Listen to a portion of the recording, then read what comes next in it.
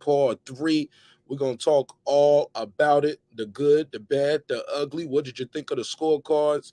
What did you think of the action? Should Triple G retire? Canelo said he had a bad hand. We're going to talk about all of that and more. Smash the like button on the way into the room. It's your man marqnash breaking beats. Let's get it, baby. This is my passion. This is what I love to do. But some days, sometimes, I'm just like you, man. I hate this job. Damn, I hate this job. Damn, I hate this job. Damn, I hate my job. Damn, I hate this job. I'm just like you. Damn, I hate this job. Man, I hate this job. Man, I hate my job. From a good dream I wake, sun rays on my face, planning out my day, hoping this ain't the one that I catch a case. I feel so good, I feel so straight. My manager keep calling me saying, hurry up, you late. Hurry up, you lay off. Yo, man, I hate this job. Man, I hate this job. Been trying to play it cool, but it's hard to play it off. I've been hanging on to this bullshit, cause my car still ain't paid off. I know I'm on my way up. My boy just got laid off, so y'all, man, I hate this job. Man, I hate this job. These hoes here so ratchet. These niggas here so sneaky. Y'all don't even really pay enough for y'all to only pay bi-weekly. I'm trying to double up my cash. Take this job, shove it up your ass. Yo, man, I hate this job. Sometimes I wanna say, walk in and slap my boss. This shit is getting hard. Damn, I hate this job. Gotta make it out of this struggle, bruh. And I don't really mean to take it out on you. You just a customer, but damn, I hate this job. Damn, I hate my job. Damn, I hate this job. Damn, I hate my job. Damn, I hate this job. Damn, I hate this job. Damn, I hate my job. Damn, I hate this job. We're the reason why your stockholders always stay afloat. Yet I'm asking, are they hiring? Like everywhere I go, schedule will say 9, but I think it's fine if I clock in at 9:04. I work 40 hours a week plus overtime just to be bro. So y'all, man, I hate this job. Hate that I applied. So much has transpired since the day that I was high. Told me I could advance, but you were telling me lies. Gotta give your notice before I quit, but you don't say shit right before I'm fired. Damn, man, I hate this job. Sometimes I wanna say, walk in and slap my boss. This shit is getting hard. Damn, I hate this job. Gotta make it out of this struggle, bruh. And I don't really mean to take it out on you. You just a customer, but damn, I hate this job. Damn, I hate my job. Damn, I hate this job. Damn, I hate my job. Damn, I hate this job. Damn, I hate this job. Damn, I hate my job. Damn, I hate this job. You and your procedures, you and your protocol, you and your policies, none of that shit don't apply to me.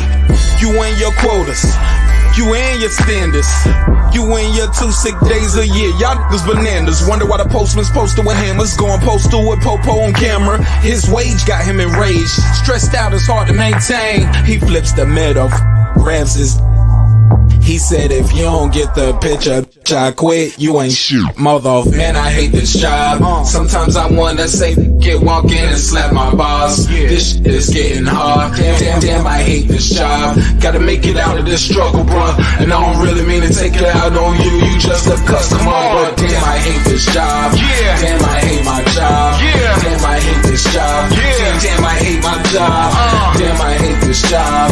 Damn, I hate this job. Damn, I hate my job. Damn, I hate this job. Look, man, I hate this job. I put my pants on one leg at a time, just like you. I'm out here trying to take care of my family. Damn, I hate this job. It's not always glamorous, for real, but I do what I gotta do for me and mine, you know? Damn, I hate this job. Damn, I hate my job. Damn, I hate this job.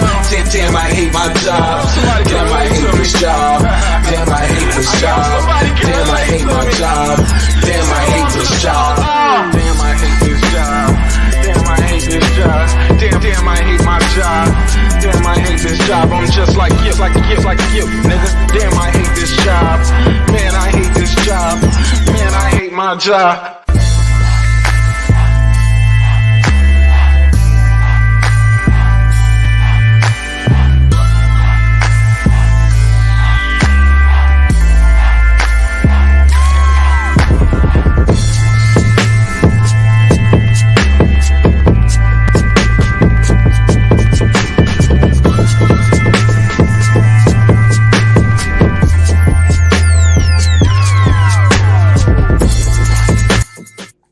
The views and opinions expressed in this program are those of the speakers, commentators, experts, and/or the host.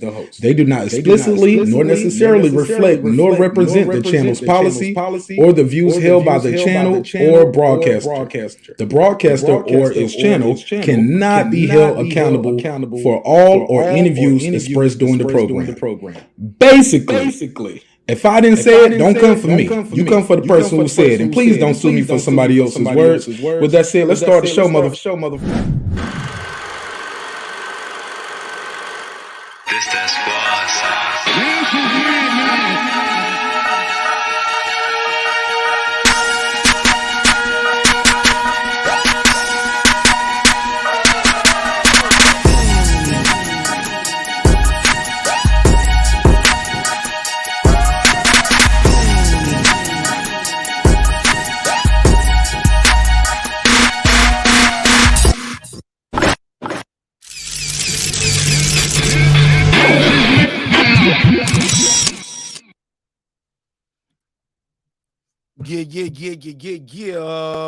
What up, though?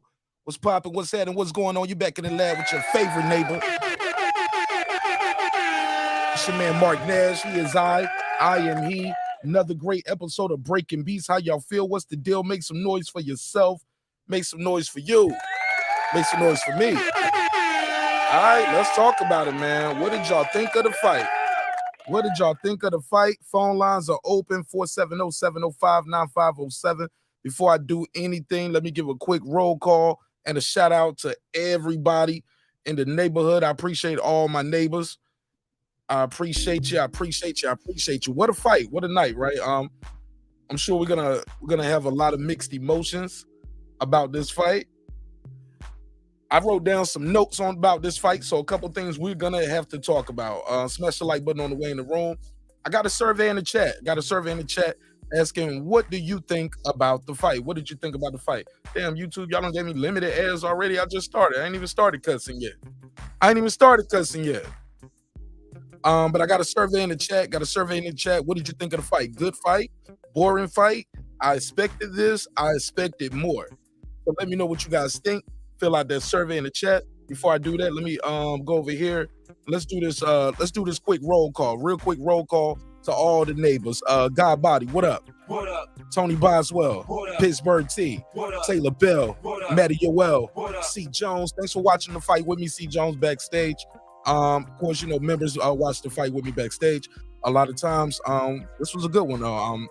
Pretty good showing up on this fight. Cliff Bailey, Con Shonery, Lisa Bells, that guy Clips 330, Cooking with the Champ, on the mic with Terrence Bailey Sr., New Media Today USA Boxing, Coach Malachi Williams, my boy HLD, Cooking with Sir Sr., Deuce Times, Brandon Washington, Born Supreme, Karma Serene, Ace Retro, Lady Shan Dundem Season, Dub Right Side, The Boxing Lounge, the Tank the Sweet Science Examiner, my boy Puro, D Bevel the Champ, Rob G Films, and of course my good brother Derek Lincoln. What up, gangsta? All right, man, let's talk about it. So the fight just went down in a major way. Scorecards 115 to 113 on two cards, 116 to 112 on the other card. That means one round away from being another draw. Now, I don't know how I feel about that right there. I got to put a case on that, homie. This fight wasn't that close. This fight was not one round away from being a draw. I didn't see that. I got to put a case on these judges. Shout out to Clips. He said the word of the night is underwhelming. Matt Scuckerman, he said both of them look 40 to 40 at the 40-40 club. Got to put a case on it. Clip said smash the like button. He said those scorecards was trash. I got to put a case on the Born Supreme. Got to put a case on those scorecards. I ain't feeling that. Cello Dawn in the building. What up, fam? How you feel? What's the deal? My boy D Bevel said he was going to sleep on that shit. Matty Yoel said bad fight. What the fuck? Like, I don't know if that was a question mark or you saying it's a bad fight. You didn't like the fight? All right, let me know. Phone lines are open. Okay, double audio, Mark. Okay, double audio. Bear with me. Boom. Sorry about that. Double audio. All right, cool. Should be good now. All right. Thank you. Triple G looks 60 years old tonight. Put a case on him. Where am I hearing that from? Oh, I got a window open somewhere else. Bear with me. That's the TV over here. My bad. Let me.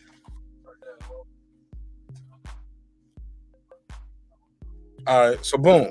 My man said Triple G looks 60 tonight. All right, 60-year-old Triple G. What y'all think of that Ben Rodriguez fight? What did y'all think of the scorecards on that? Let me know. What's popping though? Let me see. He said basically. All right, D-Bevel the champ did not like the fight. He did not like the fight. Damn. Okay. Anybody else hated the fight? Who's mad that they spent their money on it? Who spent their money on it and happy that they got what they was looking for? Drumming for life. What up, though? Wrong button. Wrong button. What up, man? What up? There we go. Matt Cuckham, he said both of them ruined and finessed the zone. What up? Damn, you think they finessed them? All right, Triple G, a stone cold stunner. All right. Grimlock, what up, though? What up, gangsta? Popping with you, homie. Daryl Clark in the building. What up? What up? He said Triple G came a long way came on strong near the end. Did he though? Or did he just do better than he been doing the rest of the night? Let's put a case on that. Phone lines open. First caller. Call from Brandon Washington. Talk to me. What you think of the fight? Trash. Garbage. That fight was a waste of my time. Go ahead, I'm listening. Go ahead. That fight was, yeah. I just didn't enjoy the fight. I thought Triple G looked old. I thought Canelo really didn't really want to engage once he saw that, he couldn't really hurt him. I don't know what kind of fight was that. I mean, both of them just looked like they were just collecting paydays, doing a little dance. That looked like a real fast sparring session. I mean, that was horrible. I wasn't impressed. And when the next time the brothers fight, I mean, so we can see some knockdown, some action. That wasn't it. I mean, the Bam Bam fight, Rock'em Sock'em Robots. I mean, just underwhelming. I mean, was you excited? I mean, nothing excited me. Nobody was really hurt. There was really nobody really. You didn't think nobody's gonna get knocked down or knocked out. There was just no anticipation for any type of excitement in this fight. I mean, it was just horrible. But I mean, I don't know. Triple G should retire. I mean, I can't see another promoter. I think he's a free agent after this. I can't see another promoter signing him. Lackluster fight. Sorry night. I wish I could get a refund. And I don't know. Whatever. I hope. Yeah, small hats. I hope. I hope Charlo could get a hold of Triple G if you really want to know. Cash him out, Charlo. At 160. Unify. So you want to see him fight Triple G coming off a loss and a terrible performance? Yes, unify, cash him out. Why not? It'll be more exciting than this shit. Okay. But outside of that, man, salute to the neighborhood, man. The judges was horrible as usual. I mean, that's what boxing does. I mean, the judges got to be the centerpiece. I mean, they can help themselves. Man, we need to try to figure out how we can start judging these fights ourselves. I mean, really, like, going to the fight, them paying us, because this shit is horrible. But outside of that, I jump on the calendar tonight, man. I'm going to make room for everybody else. I'm going to sit back and listen to the show, brother. Salute. My brother. Appreciate it, man. Thanks for calling in. Yes, sir. Shout out to Brandon Washington.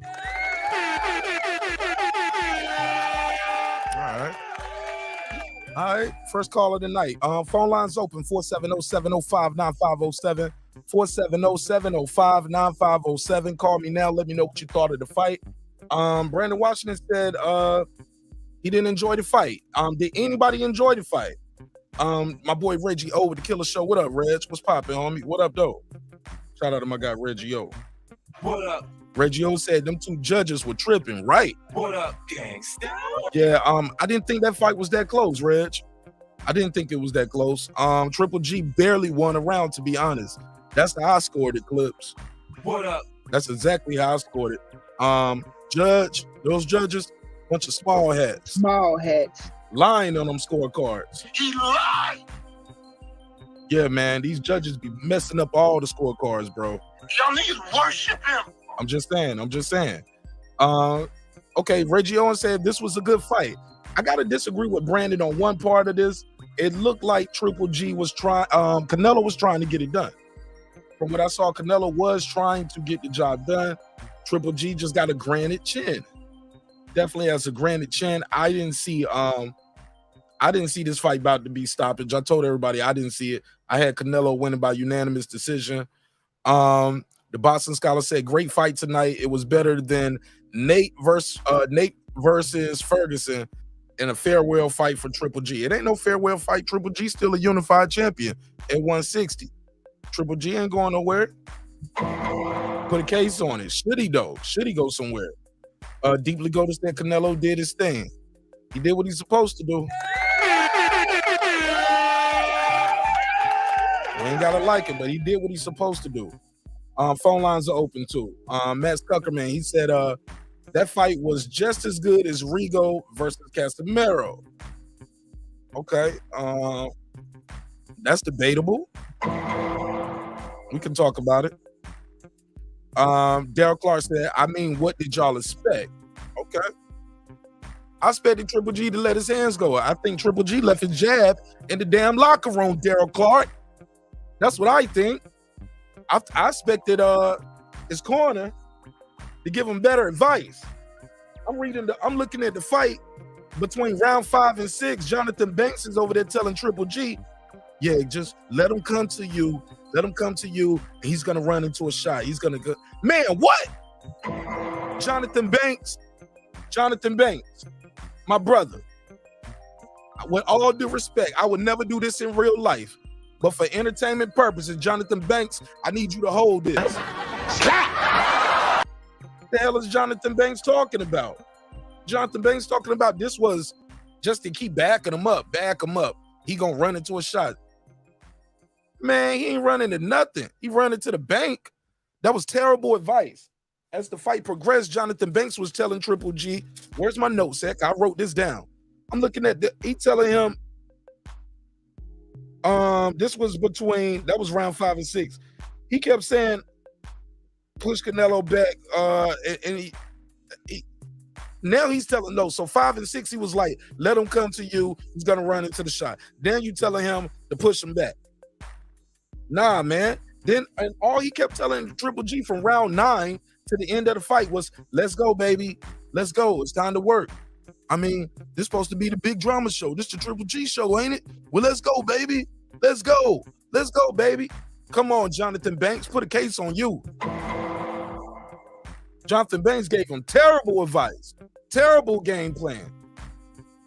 Now, at some points, I did hear him telling Triple G, he got to start working his jab. But at that point, he was probably already down 7 rounds on my card. Terrible advice from Jonathan Banks.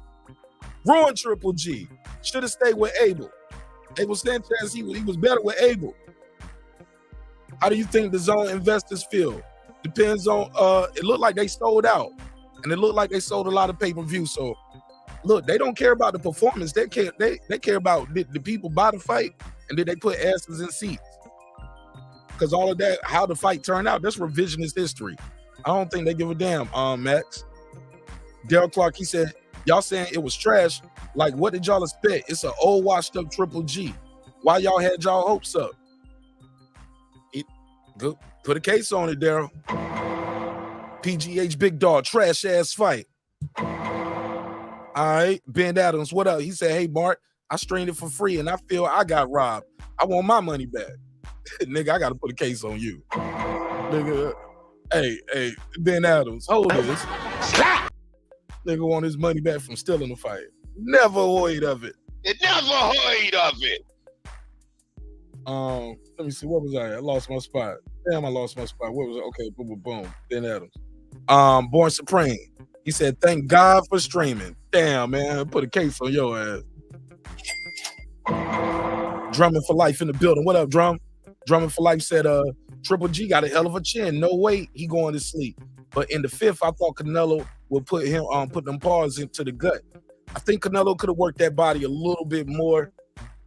Triple G could have did a whole lot of shit, but Canelo did his job, man. The referee kept warning Canelo about shots behind the back, but Triple G was turning.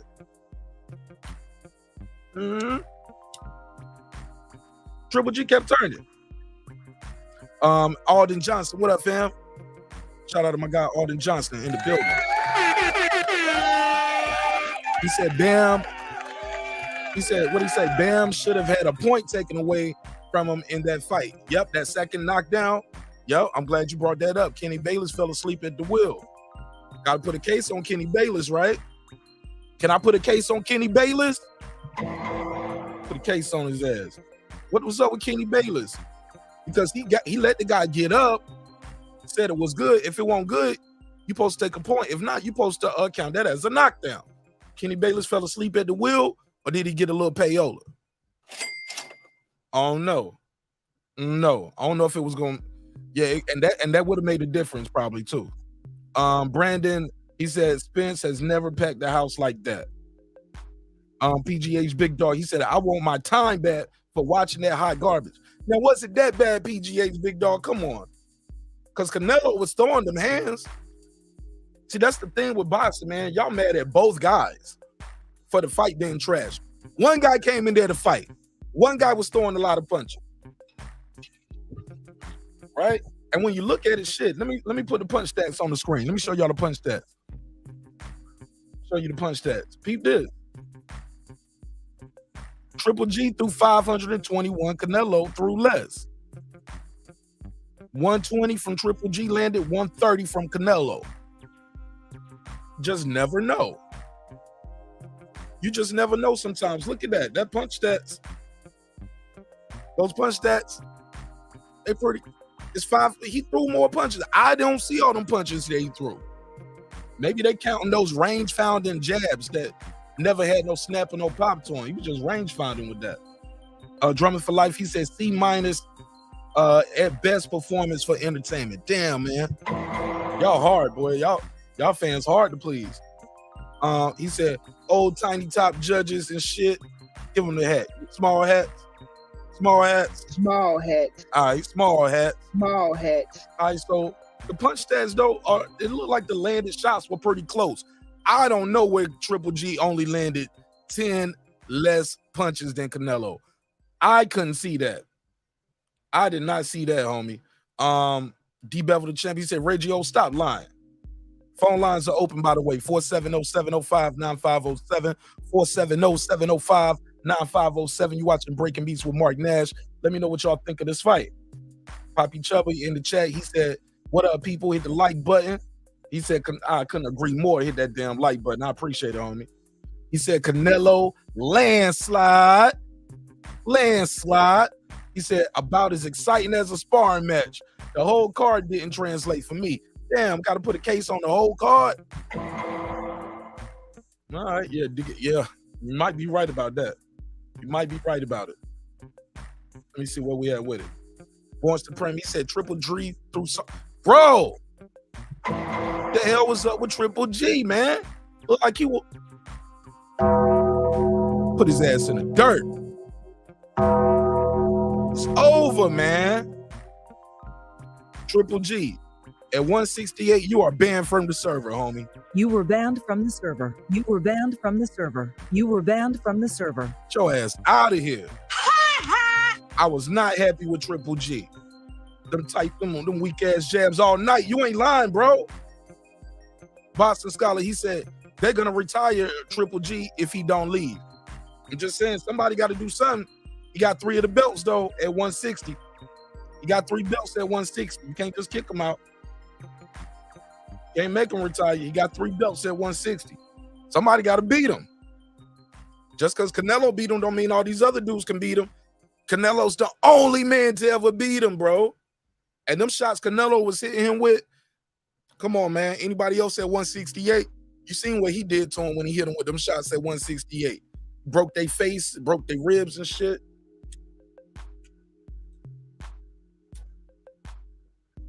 So let's not act like Everybody been out there beating Triple G. Poppy Chubby, he said tonight's performance from G makes my Maroda fight look impressive. Possibly. Shots fired. How about that, DAZN? LGB, I don't even know what that means. He said it's a shame that Triple G was robbed after that first fight. I don't know about that. I just watched that first fight over. I had a damn near my scorecard was looking like Adelaide Bird when I watched it with the sound off. A lot of that shit Triple G was doing won't land it. Canelo was just moving around a lot. He stood and fought the first minute and a half. And the last minute and a half of every round, he got on his bike and moved around. Second fight, Canelo did what he did right here. Stood right in front of Triple G, pushed his ass back all night. Power jabs. Canelo's just offense too was just people don't give him enough credit for the type of punches that he throw. I saw the kid throwing left hooks to the body, right hooks to the body, uppercuts to the body, left uppercuts, right uppercuts, left hooks, jabs, right hands, right hooks. He had a punch. He had it was a damn boxing exhibition. He could do whatever he wanted to in there. D-Lo in the building. What up, family? How you feel? What's the deal?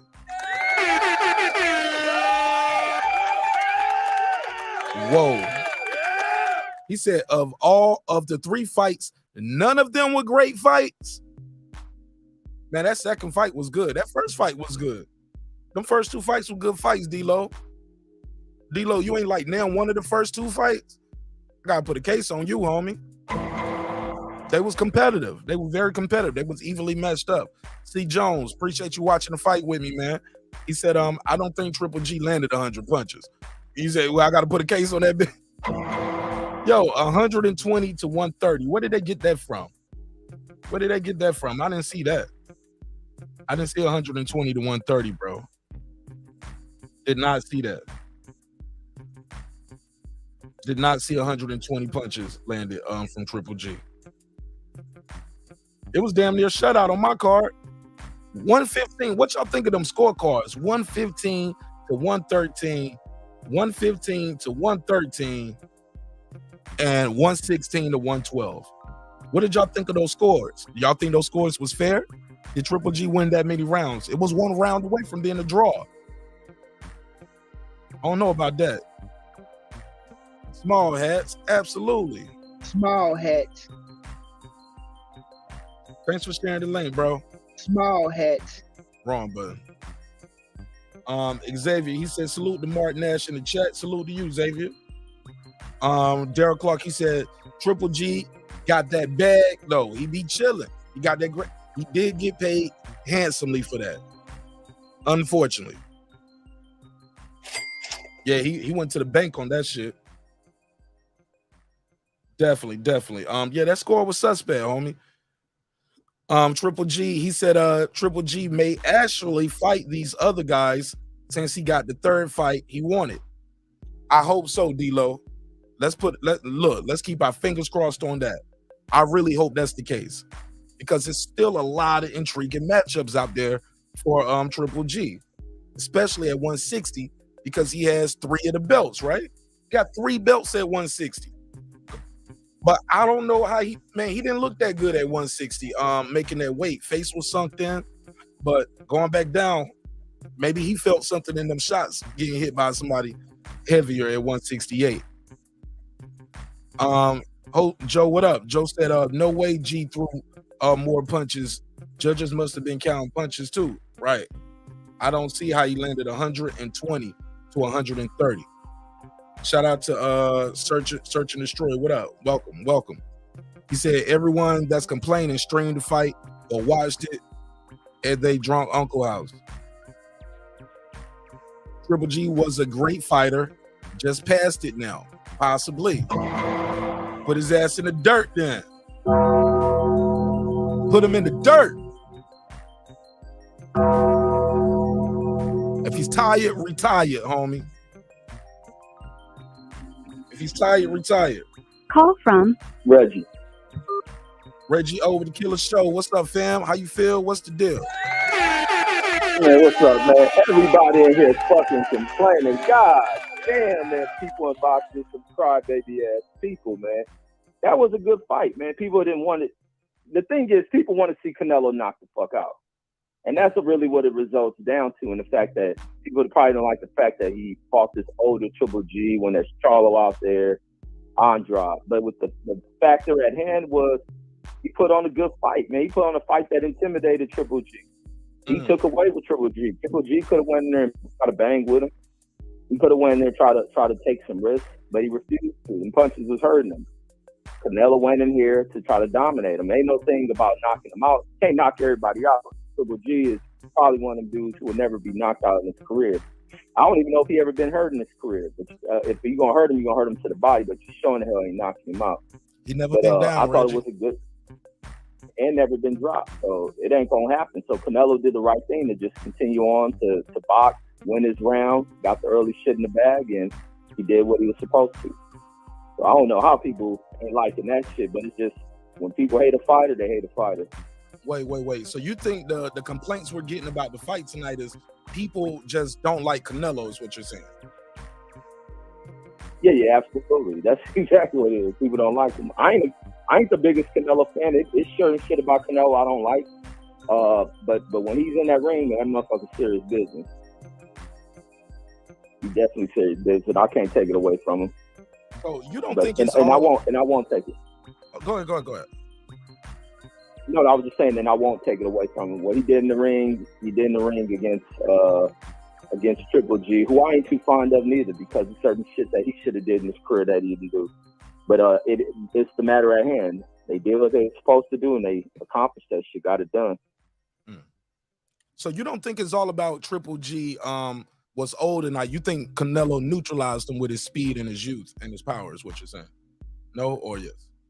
No, the age definitely played a factor in it, but let Canelo have slipped up. Canelo been getting his ass whipped by this old cat. Like it's definitely that age thing played a factor, but this is also an old man who was still there in the fight. He wasn't hurt, and so that makes him dangerous still. That shit makes him hellified of a threat. Like even with the Marola fight, like he was showing shit. Marola was trying to go after him, and when Marola couldn't crack him, couldn't get him out of there, Triple G started firing back what he was throwing at him, and he couldn't take the shit. So he's still a threat. He's a dangerous dude. Canelo got a hard damn chin as well. They both solid chin dudes. Can endure a lot. It's gonna be hard to hurt them. You gotta, even for the next fighters to go up against them, you gotta fight these dudes. You gotta put in the work to break them. Canelo's no different than Triple G. You ain't gonna hurt. I don't think. Bivol put some hurt in Canelo, but it wasn't to the point where Canelo was about to just fall out or go down. Now it's gonna take a lot to hurt these motherfuckers. And I think Triple G should hang it up. I don't think he should keep going on. The fights are going to be tougher. The age is definitely play a factor, but he can probably hurt some of them dudes still at 160. But can he still go to the camp? He's going to start breaking down. Like, he just has to accept that. Okay. Well, shit, I'm going to open the lines up in a second. Drop the link for the panel. Pull up. For sure. My man. Shout out to my guy, Reggie. All right. Reggie said y'all on some crybaby stuff, man. He said y'all crying. Boxing fans, you're never satisfied. SLG said the ones are complaining are the ones who paid for the fight. Okay. That's not necessarily true, because I know some of these people didn't pay for the fight for a fact, and they ain't happy with it. They complaining. So some people just don't like the fight.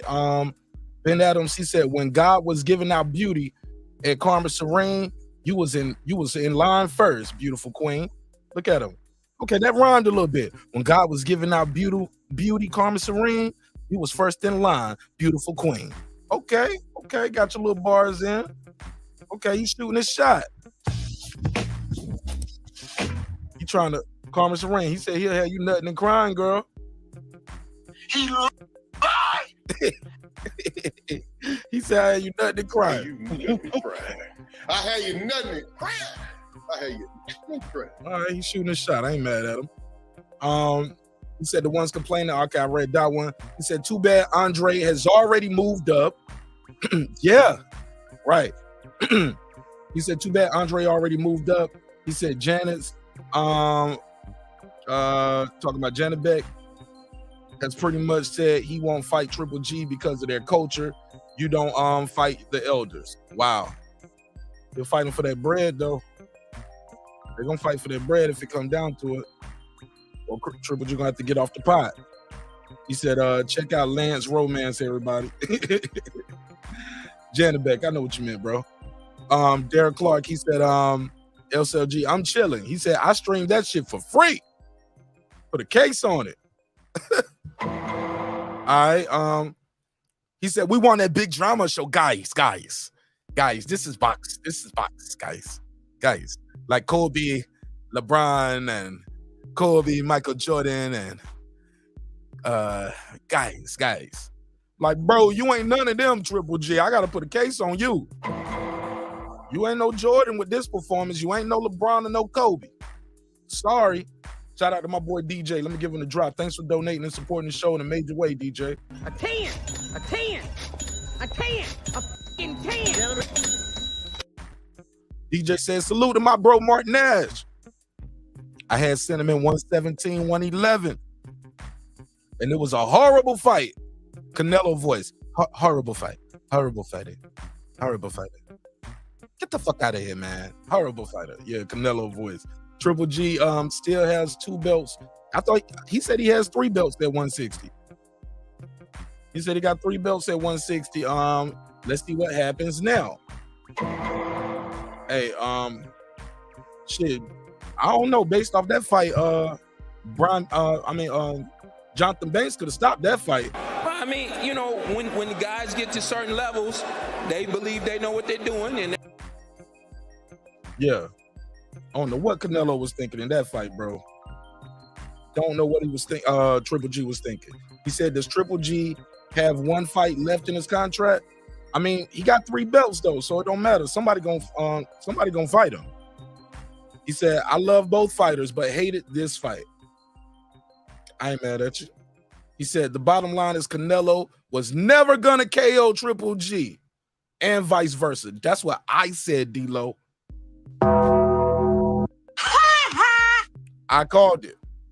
I was like, that shit. I was like, they was hitting each other flush in all the other fights and never got dropped, wobbled, knocked down, or knocked out. Then everybody thought he was gonna knock him out. Put a case on you, homie. Put a case on him. Julio Guzman. He said, Canelo decision and old fat middleweight champ. Damn, let me give him the $2 drop. I'll give you the $2. You give him the $2. All right, pay him the $2. Oh, pay the $2. Shout out to Julio. Hey man, but Triple G made it 12 rounds. He made it 12 rounds. I agree with Reggie. I think Triple G will still give some guys some hell. Guys, look, this is box. Guys, this is box. Guys, come on, guys. Come on, it's boxing, guys. Hey, look, he beat everybody else that ever stepped into the ring with him, except the Mexican man from Guadalajara. Just one man, bro. So I don't know if it's over. I don't know if he was fat neither, though. Y'all thought Triple G looked fat? Hold up. Y'all thought Triple G looked fat tonight? Let me know. Phone lines open. 470-705-9507. Triple G had more gas in the tank down the stretch. That was telling for me. Canelo is right to get his rest before he comes back. He's been very active. And he got an injured left hand. He beat him with one hand. How about that? He said Beterbiev and Benavidez probably the only ones who seriously hurt Canelo. We shall see. Only time will tell. Triple G should walk off into the sunset. Man, it's a rainy day. It ain't no sunset for him after this fight. Shit, he can't. Nah, man. Gotta crawl into that dirt, get in that bag. Get in that bag, homie. It's a wrap, man, at 168. Didn't look strong. He looked slow. Yeah, he looked lethargic in there. 168 ain't for him. Canelo needs to stop moving through divisions and stake his claim in one. Hey, shit, if he can do it, let him do it. If he can do it, well, let him do it. Why not? Roy Jones was doing it. Nobody said nothing when Roy Jones did it. Let him do what he do. He said, I paid $7 So technically I paid. Canelo did to Triple G what he should have did to Bivol. He tore that shoulder up. Man, he did a lot more than this, than tear that shoulder up on this guy. Body shots, hooks. His punches looked like he was affecting Triple G. His punches didn't look like they was affecting Bivol, to me, Boxing Scholar. He's talking to Born Supreme. He said, I don't want another Bivol fight. Why not? Why not, Chubby? Let me know. Jeffrey Zambrano. What's up, Jeff? What's popping with you? He said, Pacquiao versus Casimero. Okay, I don't get the point of that, Jeff. Like, what you mean? What about it? You want to see that? Pacquiao retired, I thought. Andre Rodriguez, what up? What up with you, homie? What up? What's popping? What up, gangsta? He said he should retire gracefully. He ain't retiring, y'all. He got 3 belts at 160. He told y'all he ain't done yet. He said, I like that drop. R.I.P. to Billy Bob. Absolutely. Triple G is talking about the IBO, I guess, right? Triple G greedy ass should have stayed with Abel. I think Abel was like talking about he lost after that second fight. You can't. I think that's why he got rid of Abel, because Abel was saying he lost. The last rounds of Canelo are a red flag. He dropped his pace by a lot, and the intensity wasn't that high. Maybe he thought he was so far ahead he could take his foot off the gas, Rodriguez. Who was they? Who knows? Who knows? Small hat. I don't know. Maybe he took his foot off the gas because he was ahead. We seen guys take rounds off once they ahead, right? He's talking to DJ. He said Stephen Curry, Michael B. Jordan didn't seem to think so. Seemed to think what? SLG said Canelo faded a bit after the 8th round. Triple G closed the distance and was competitive the rest of the way. That's definitely. I don't know if that was Canelo faded or he just took his foot off the gas. Once you realize, because he did say he hurt his hand. Let's consider that. He said he needs surgery on his left hand. So your lead hand ain't there. Yeah, you probably are going to take your foot off the gas a little bit. So I'm going to take his word for it. He said he hurt his hand. I believe him when he said he hurt his hand. Connie Nigma said that's all he wanted to do, make weight and say he went 12 rounds. Damn. We don't respect that, Connie Nigma. Put him in the dirt. Put a case on him, too. Put a case on him for that. We don't respect that. D-Lo 44, he said Triple G been catching hell at 160 for the last few years. He only looked good versus Smeta, Sir Smeta, and or whoever is smelled. Hey, look, but he's been winning though, D-Lo. Ain't nobody beat him. So that means something. Julio Guzman with the super chat. I got 5 on it. He said, I wouldn't hate Triple G as much as I hate the game. We've been in a ducking era for a while. Shit. Mike, hey, look, I got to give you the drop for that one, homie. Yes, we have been in a ducking era for a while. Yes! Yeah, motherfuckers been ducking, homie. You act like a little bitch right now. Yeah, I ain't respecting none of that. All right. He said, Mark, do you think Canelo can beat Bivol in a rematch? No. I didn't see him hurt Bivol at all. I ain't see him give him no cause to pause. That fight wasn't even close to me. I don't think he could beat him in a rematch. But I would watch it though. I would watch it to see if he can change his game plan up, change his attack. I'll be interested in that. But I like boxing though, man. I love this shit. So I would watch it regardless though. So I'm a bad example to ask that question to Ben Adams, because I'm gonna watch all the fights anyway, homie. C. Jones, he said it's sunny as hell, motherfucker. After that direct deposit hit, hell yeah. Yeah, he went to the bank with this one, homie. He went straight to the bank with this one. He said Canelo cannot beat Bivol. I don't think so neither, Clips. Put a case on it.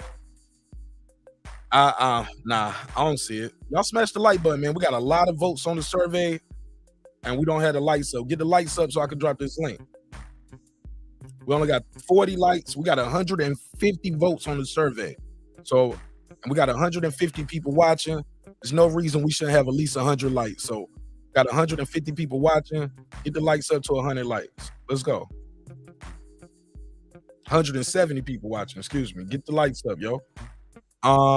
Born Supreme said Bivol is a better boxer than Canelo. He needs to stay away. Nah, if you want to, Born Supreme, put his ass in there. He said he lost. I mean, he said he got robbed. He think he won the fight. Put him back in there. Put his ass back in there. And the Bivol, everything he said he was, Bivol need to put him in the dirt. Round 1, fight. Let's go. Let's go. Throw his ass right back in there. SLG in the building. Right. Sly, what up? What's popping with my boy Sly, man? He said Canelo might as well fight Jake Paul. You know he's not going to fight Bivol or Benavidez or Charlo. Shit, I don't know what he gonna do. He just completed this 2-fight contract over here. Won one, lost one. So I don't be on that like thinking these dudes scared of each other like that, Sly. I don't be thinking this dude scared of nobody. And if it was about money, he could have quit a long time ago. I think these dudes really want to be in here, bro. If it was about money, he could have quit a long time ago. He could have quit after the Mayweather fight. Could have quit after she got about $20 million fighting Amir Khan. Yeah, man, you gotta I gotta give him credit, homie. I ain't gonna say that. But you are entitled to your opinion. That's what makes this show so dope. He said clip Bivol. He said clips Bivol got Zerto problems. Absolutely. Absolutely. And that ain't gonna be no easy fight. Absolutely. People saying that was gonna be it's gonna be an easy fight for Zerto. I've heard people say it's gonna be easy for Bivol. It never heard of it. Never heard of it. It never heard of it. Nah, man, this ain't gonna be no easy fight for one of those guys. If so, I'll be surprised. Julio, you don't believe Canelo had hand problem? That explains what happened in the end of the rounds. That makes sense to me. It explains like the when he kind of, I guess you would say, he took his foot off the gas. That makes sense. It definitely makes sense that he would have a hand injury. Let's keep it moving. Maddie, you're well. What up, family? Maddie.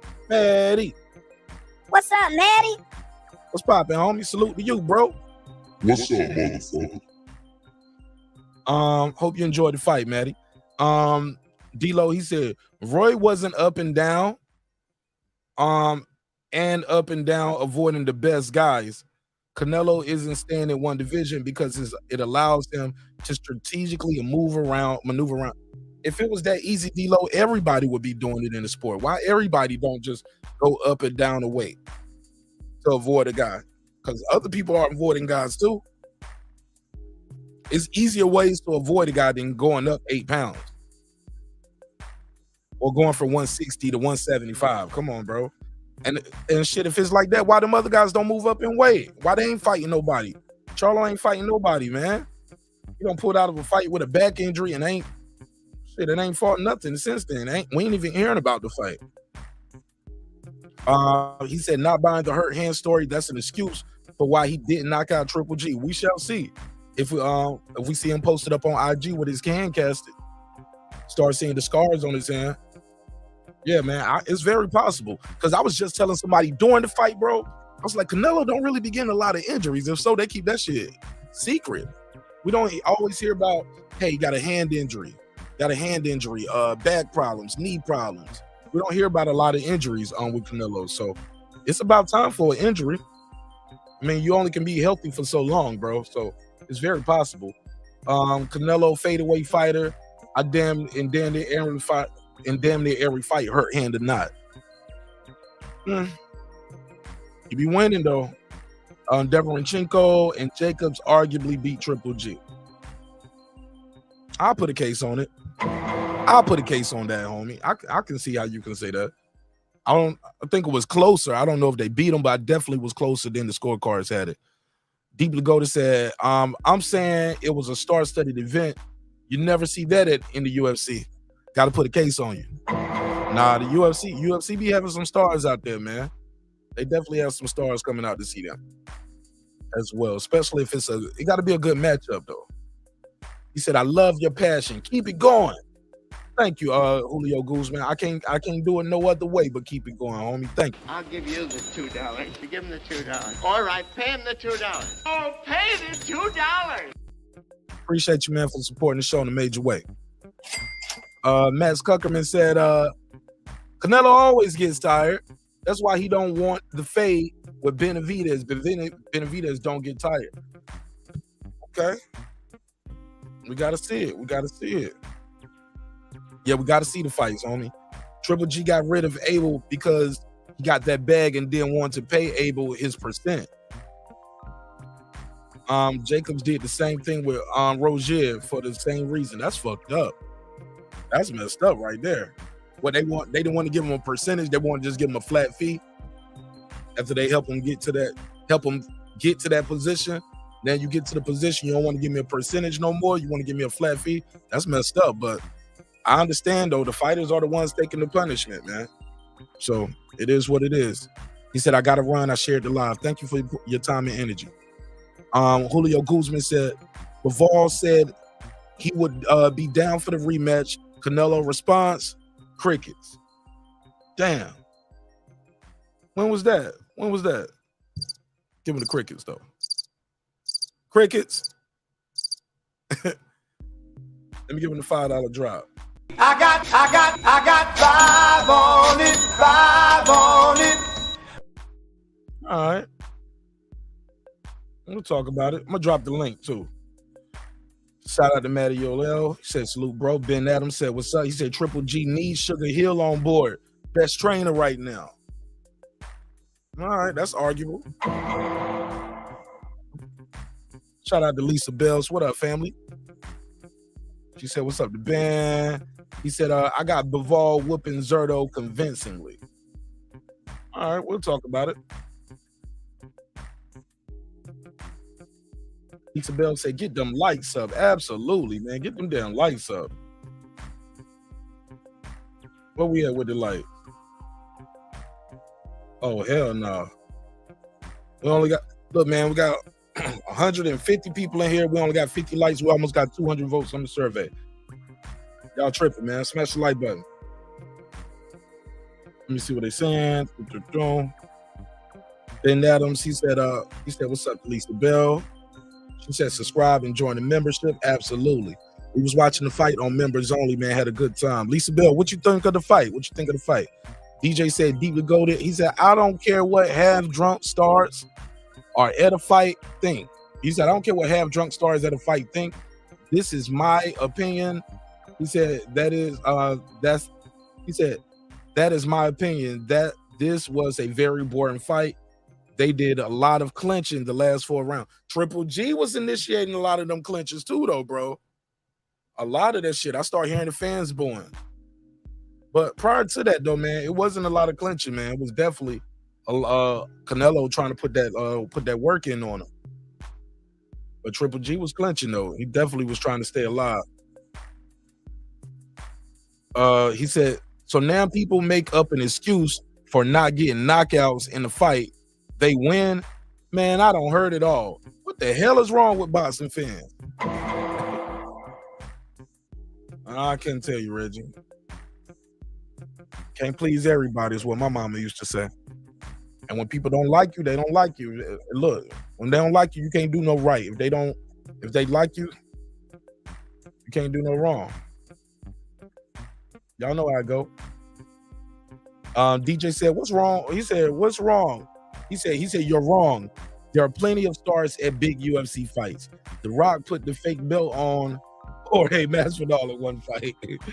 She said, "I'm blessed that guy Clips. How about you?" Boston Scholar said, "Why do you think promoters don't value the YouTube market as much?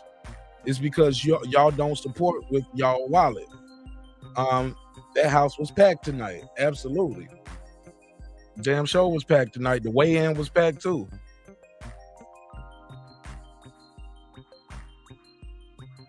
She said, Benitez throws hella combos. Ben Adams, she said, "The whole card was disappointing for me. How about you, Queen?" He didn't rock with it. All right. Bivol is too strong for Canelo, Search and Destroy said. Yeah, I just didn't think Canelo could hurt him, bro. He didn't seem like he hurt Bivol at all. Deeply Goated said, DJ, this fight was better than Ruiz versus Ortiz, who people was calling a great fight. And UFC don't be having stars like that show up, bro. They do though. They put the camera right on the stars. When you see a star in when we see a star in boxing, we don't even make a big deal about it. All right, and the link is out there. Anybody want to have a conversation with me? Got to have good audio, yo. Good audio only. The boxing scholar said DJ The Rock was a wrestler, bro. And he has UFC endorsements. He's beyond a wrestler, man. The Rock, a wrestler, bro. He is a movie star. Stop that. He's a bona fide, and no, he's a UFC sponsor. He don't have UFC endorsements. He's a UFC sponsor.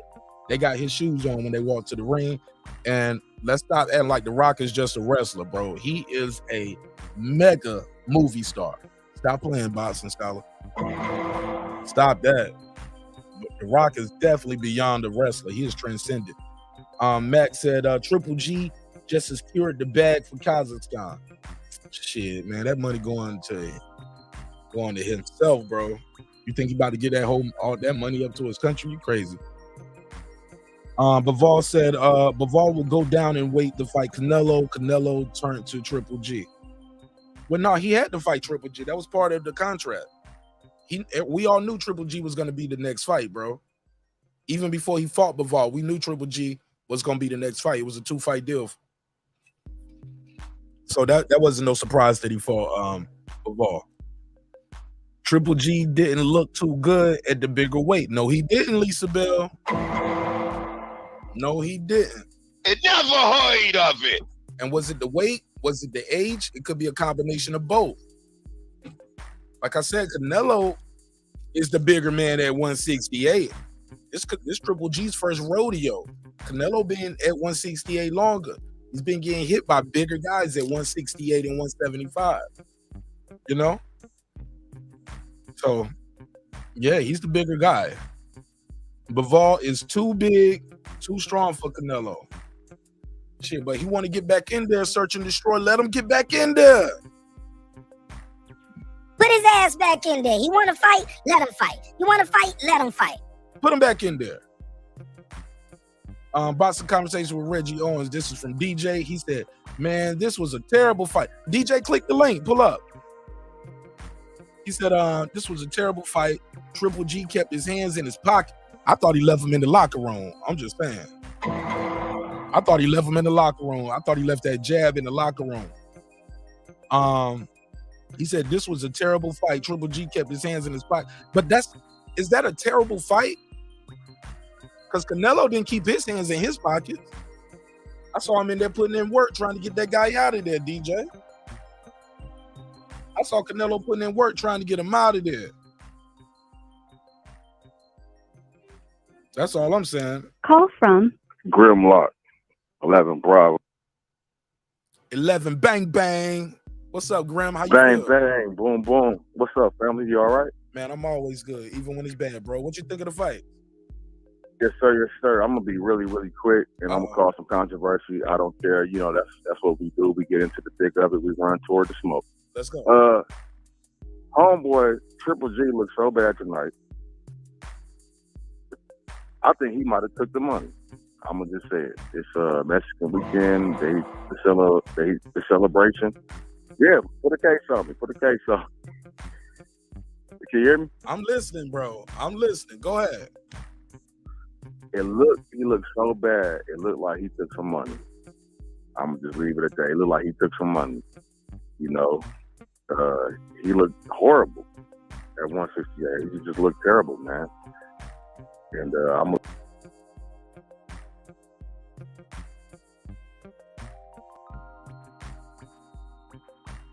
Yeah, I hit the wrong button. I got kicked off my own show. All right. You said say that last part again because the audience didn't hear you. Say that last part again. Okay. He looked so bad. It looked like he just took the money. Like he might have got paid for this shit. I don't know. He looked that bad. I never seen Triple G look that bad before in my life. You see what I'm saying? But could it be the weight going up to 168? He's not used to fighting at that weight. Canelo is. Nah, because I think they walk around at like 175-ish. You know, they walk around. You know, and but that ain't fighting. No, though. You ain't I don't think so. You ain't carrying it in the ring though. Yeah, you're right. But his jab wasn't there. He ain't make no moves. It was just like the pity pat. You know, that pity pat shit. Like that's not gonna work against Canelo. You know, I'm not a Canelo fan like that, but he just looked terrible, man. He looked so bad. I'm actually convinced he took some money, man. Wow. He got to feed his family, right? Yeah, I'm gonna go ahead and say it. Getting paid. He was already getting paid multiple millions of dollars. He didn't have to. He ain't have to take no. Ain't got to take no bribe. I don't know, man. It just looked like that to me, man. It just looked like that, dog. Like he just took the money and he was like, "Fuck it, cocaine's a hell of a drug." Man, you tripping, bro? He ain't take no dive, D's. Don't do that. Don't start that. You don't think? Hell no, man. Yeah, Put a case on you. I gotta say it. Come on. Nah, because he looked that terrible, man. I never seen Triple G look Y'all that terrible. fans gotta stop this bullshit. Every time some shit don't go your way, y'all say a nigga took a motherfucking dive. Tired of that shit. He just looks bad, dog. He needs he needs to retire. If he's gonna look that bad, he needs to. This should be. He should never go up. He should stay at his weight. But I'm just saying, man, he looked that terrible, dog. Okay. To me, he had multiple opportunities. He had a lot of counter opportunities. You know, Canelo's a tricky fighter, you know. But he didn't put no pressure on. He was on his back foot all night. That's the way I saw it, dog. All right. Well, I appreciate you calling in, man. You're more than welcome to call back or pull up anytime. All right, my brother? I appreciate you, Battle. I'll holler at you. All the time, my brother. All right. Good call. Lisa Bell, talk to me. What you think of the fight, sister? Yeah. I felt that that weight, you know, he wasn't acclimated into the weight yet. So that was like his first time at that weight, and he looked big and kind of sluggish. He didn't fight his normal style, but I know he got a new trainer now, because normally his style was always like come forward, you know, power jabs, and cutting the ring off. But his style is a little different now. But he just was slower to me. Canelo was throwing with bad intentions. You know what I mean? Right. What else? He you know, I give him credit though, because he you know, he got a chin. Triple G, he got a solid chin. And he didn't really start turning it up till later on, if you notice. Because maybe he was saving. Maybe he thought that Canelo was gonna fade, and then he would just, you know, go to work on him. But Canelo got a rock hard chin too. And another thing too that I noticed, when Triple G was close to Canelo, right, I noticed he wasn't doing stuff. He was afraid of those counters. Oh, you talking about Triple G? Yeah, because when Canelo had his high guard up and Triple G was close to him, like he could have just teed off, but he was worried about them counters that was going to come back. That's what I picked up. You know what I'm saying? But he said he's going to go back down to 160. You could tell it just wasn't his weight. And, you know, it's a combination of the age and, you know, the things starting to slow down. But that added weight made him slower to me. Right. Oh, that's loud, Lisa. You got some background noise. Oh, that's the fan. Yeah. Yeah, your mic rubbing against something. Okay, let me go back to the chat. All right, I'm gonna go back in the chat. Okay, cool. Okay. Good observation, though. Great observation. Thank you. All right, Lisa Bell, thanks for pulling up. All right, Con and Nick now. Shout out to my boy Taylor Bell. He said Triple G just too old now to make a good fight. Shit, I think it was what Canelo was doing as well. I don't think it was just all on what Triple G was doing. I think wasn't doing. I think a lot of that was what Canelo was doing to nullify him. Y'all smashed the like button, yo. Y'all tripping. We got 140 people. We ain't even got 60 likes. Got over 220 votes on the survey though. Come on, man. Let me see. Clip said, I agree. Let Bivol beat Cinnamon again since Canelo says he wants more work. Why not? I ain't mad at it. Horrible in a win. I don't know what you're talking about. Deeply goated. They are though. I can't wait until the numbers come out for this fight for you to see it's not gonna do the numbers people think it did. Really, DJ? You don't think people pulled up and showed out for this fight? Interesting. I think people showed up for the fight, dog. I think people bought it. The people who's gonna buy it bought it. And shoot, I know some people who wasn't gonna buy the fight talked about all week they weren't gonna buy the fight. Brandon Washington, Lisa Bell, shit. Some people bought the fight, and they've been on the "I'm not gonna buy this fight" thing for a minute, but they actually bought it. So you'll be surprised. You might be surprised. Taylor Bell said, "What's up to Lisa?" Lisa Bell said, "That's his first fight at that weight. He wasn't acclimated. It's not as easy as people think." Lisa Bell, you're right. It's not as easy as people think it will be. Now it's a conspiracy. I don't know what you're talking about. DJ Dury Jones said, glorified sparring. It never heard of it. He ain't feeling it. He didn't rock with the fight. All right. The box scholar. So Canelo looked bad, but Triple G took a dive. Make it make sense. That got to be Deuce times. Nah, that ain't Deuce. My boy James Lights Out Tony would have beat Triple G and Alvarez in the same night. Then he pop dirty his damn self on Ben Adams. Then James Lights Out Tony pop dirty after he won the heavyweight title. Just saying. He didn't have the usual snap on his punches until later. Shit, I barely had it up there then. Somebody said the jig is up with those guys. He said marqnash. One guy refuses to engage for 8 rounds. That's a terrible fight to me. All right. Your opinion is your opinion, my brother. I can't tell you right or wrong on that. It's your opinion. The Rock from Brockton said that fight was hot garbage. Said get it out of here. It never heard of it. All right. SLG said there was more money for Triple G if he won. Right. I agree. Because he would have got a 4th fight if he could have beat Canelo. Damn sure would have got a 4th fight. But that ship has sailed. He can't go in there and try to get a 4th fight now, losing, right? So I don't know about him taking a dive or Triple G taking a dive, homie. I don't know about that. I can't agree to that. DJ, you the homie, but you wanted boxing to fail. Huh? How you know what he want? You don't know that man's heart and his mind. Boxing scholar, what you on?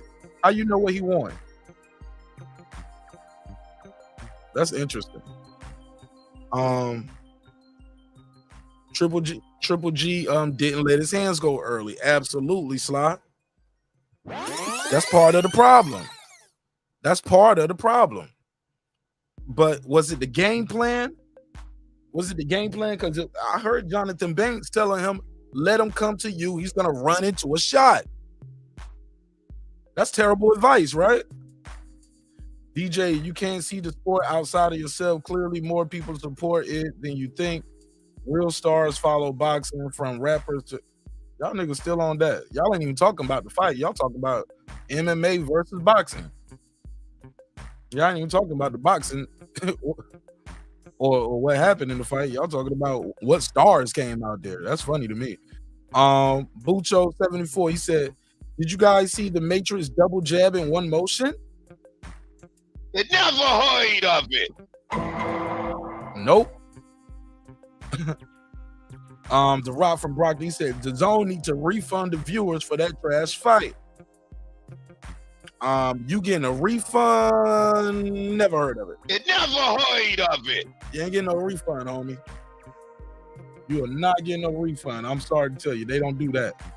He said, can't forget the numerous. Oh, he's still on there. There's a reason there aren't that many dominant 40-year-old athletes. How about that? You're right about that, SLG. It's a reason for it. That Undertaker comes for you at a certain age, homie. That Undertaker coming for what's his. Skipping all of those. TFT, he said, if he took a dive, why didn't he dive? They never heard of it. Exactly, man. Exactly. He said Triple G been boxing too long to pull straight back with his chin in the air. Shit, but a lot of times he was doing that in the first two fights. Canelo was falling short. He couldn't quite reach him. He couldn't quite reach him with those left hooks. Canelo was able to hit him with the left hooks this time, though. Those left hooks were landing this time, big dog.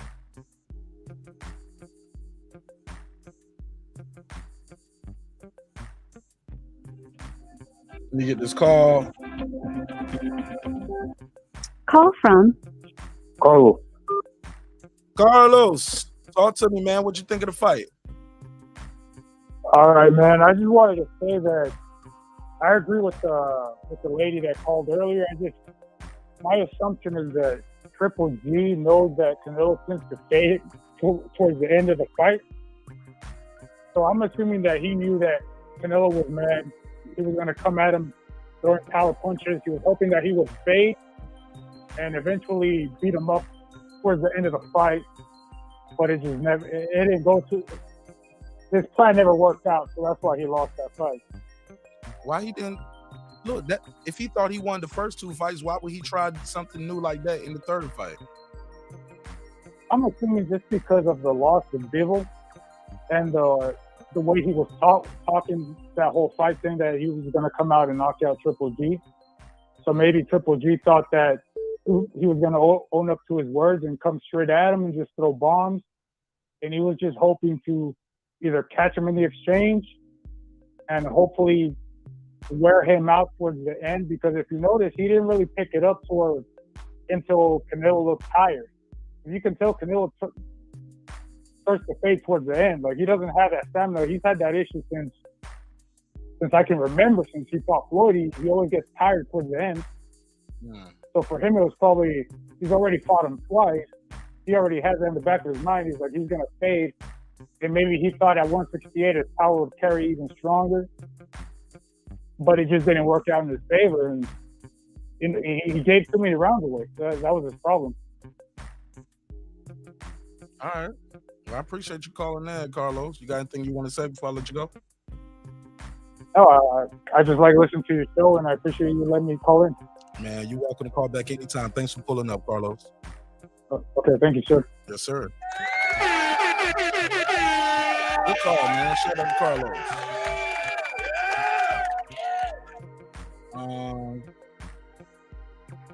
Got another call right here. Let me see who this is. My boy Juan. Call from Johnny. To accept, press 1. To send a voicemail, press 2. Let's see.